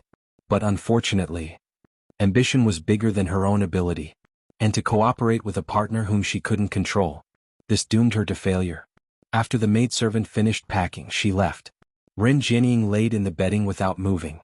If it wasn't for that pair of eyes occasionally blinking, Yiqing Luo thought that Ren Jianying had been played to death. This filthy thing must not be seen by DMO Xian. Yiqing Luo covered DMO Xian's eyes with both hands and turned towards him. Wait at the door, I'll go in to get the azure aqua light chain. From the first floor. DMO Xian's vision had been fixed on her, not shifting away for half a second. Hearing Yiqing Luo's words, he frowned slightly. The young lady leaned forward and planted a kiss on his face. I'm not asking you to leave, you stay at the door, if there's a trick, I'll call you. Perhaps that kiss pleased the man. The man released her slender waist. Yiqing Luo was about to enter the room. Suddenly she thought of something, turned around and stared angrily at DMO Xian. Don't peek at her. Dirty eyes. DMO Xian smiled lightly as he pinched the young lady's cheek. If I want to see, I only want to see Lil Luo'er's naked body. Yiqing Luo. Her face blushed slightly as she stared at DMO Xian and entered the room. In the room, the maid lit up the incense to remove the smell. Her footsteps were silent. The person on the bed sensed something. Get out, no one is allowed to come in. But there was silence for a moment, there was no response. Ren Jianying's suppressed emotions exploded at this moment as she looked over angrily with a hoarse voice. This patriarch asked you to get out, didn't you hear? The question mark word had yet to come out. Ren Jianying's pupils constricted when she saw who it was. The expression on his face darkened. What are you doing here? Ren Jianying suddenly sat up on the bed. The pain in her body made her suck in a breath of cold air. The bright red marks on his arms seemed to show the humiliation he had just suffered. Ren Jianying immediately pulled up the bedding and covered her skin. You want to see my joke, right? Now that you've seen it, are you satisfied? He looked like a wounded hedgehog. She didn't have any of her usual arrogance as a strong woman.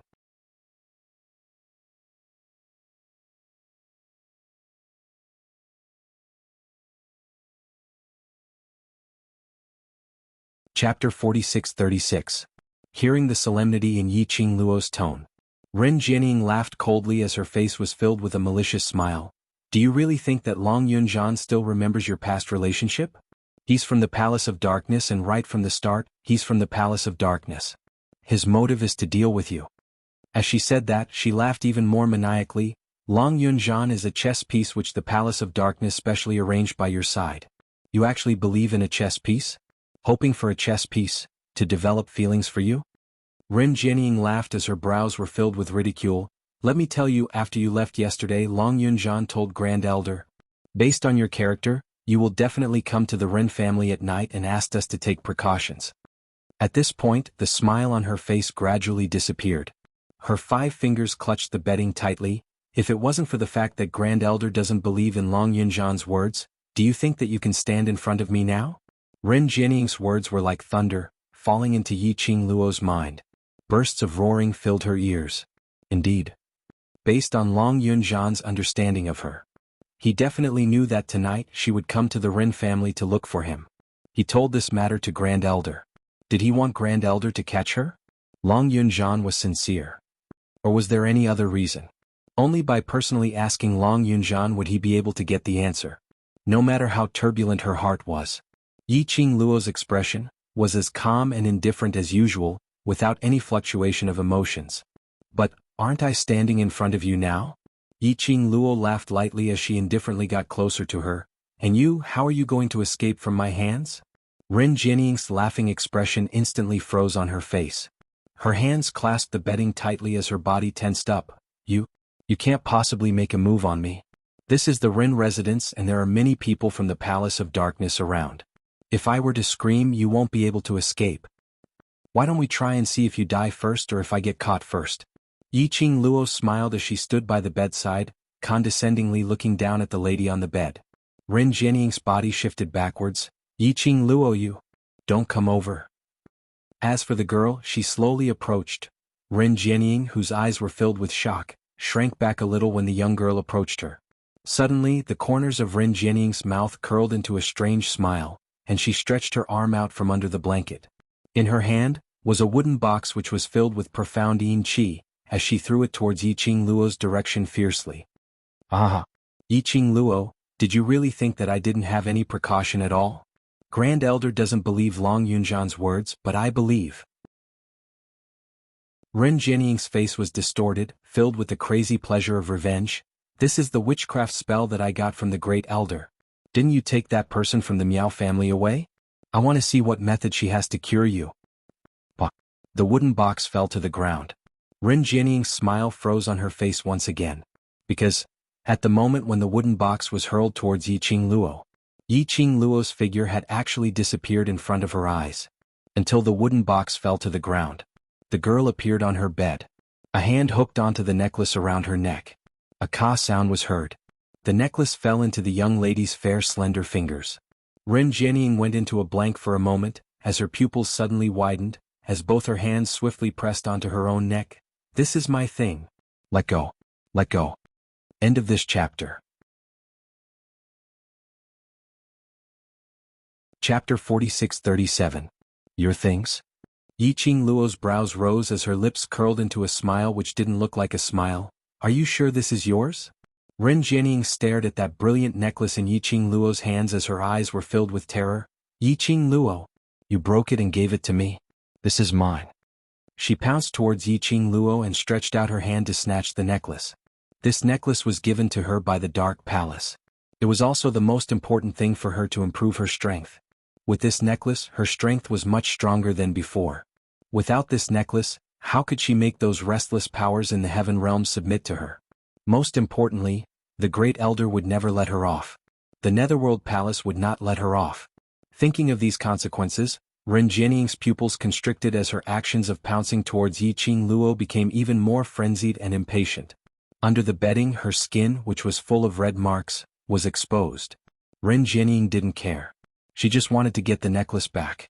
Yiqing Luo's lips curled upwards as her smile was overflowing, revealing a flirtatious cold arc. The moment Rin Jianying pounced on him, his figure disappeared in front of Rin Jianying. It was as though he had fused with the air. Rin Jianying missed and looked around in panic. But he saw Yiqing Luo standing in the direction of the entrance. Oh, how did she do it? How did she get to the door? Rin Jianying's bloodshot beautiful eyes stared deadly at Yiqing Luo. That brilliant and vibrant necklace rippled into a beautiful arc on Yiqing Luo's fingertips. Rin Jianying jumped down from the bed. Guangguo's body fell heavily to the ground with a thud. As for the wooden box that fell to the ground, the dense mysterious yin qi seemed to have found its target and rushed towards Rin Jianying. A horrified expression appeared on Rin Jianying's face. His body suddenly shrank back. No. That was the goo of witchcraft. It was the witchcraft worm which Grand Elder had instructed her to take the opportunity to plant on Yiqing Luo. It was definitely not something good. Rin Jianying was terrified and wanted to climb onto the bed. But how could her speed be faster than the Wugu? A wisp of black aura darted toward Rin Jianying. In an instant, it swallowed Rin Jianying. In the darkness of the night, Rin Jian's painful screams could be heard. Bang! The door was kicked open. Dmo Xian's figure appeared in front of Yiqing Luo. Not waiting for Dmo Xian to speak, the young lady had already pounced into his arms and stretched out her little hand to cover Dmo Xian's eyes as she shouted in a domineering manner, "Don't open your eyes and don't peek." Rin Jianying was not wearing anything. She did not want her Xian to see another woman's naked body. Dmo Xian didn't move and obediently closed his eyes. Yiqing Luo's hand had not moved away from his eyes. Even if the man couldn't see it. His long arms were still wrapped around the girl's waist. His thin lips moved slightly and his voice was low. "Let's go." Yiqing Luo pulled him along and changed their positions. He turned his back to Ren Jianying. Only then did she release his gaze. Following that, her arms wrapped around his neck and with a small leap, she leapt into Dmo Xian's arms. The man caught her steadily and held her firmly on her hips. We've already gotten the Azure Aqua Light chain, let's go. Yiqing Luo swayed her little feet. Dmo Xian carried her and walked out of the room. The black mysterious Yin Qi made Ren Jianying's body revealed a little outline. She curled up on the ground as she cried out in pain. You're tuning in to the Han Li's Wuxia Chronicles YouTube channel. We're so grateful for your support, and don't forget to subscribe to join us on this incredible journey through captivating stories. Your generosity through donations truly makes a world of difference, as it's the primary source of revenue that allows me to expand and enhance this channel for you. Thank you from the bottom of my heart for being a part of this adventure.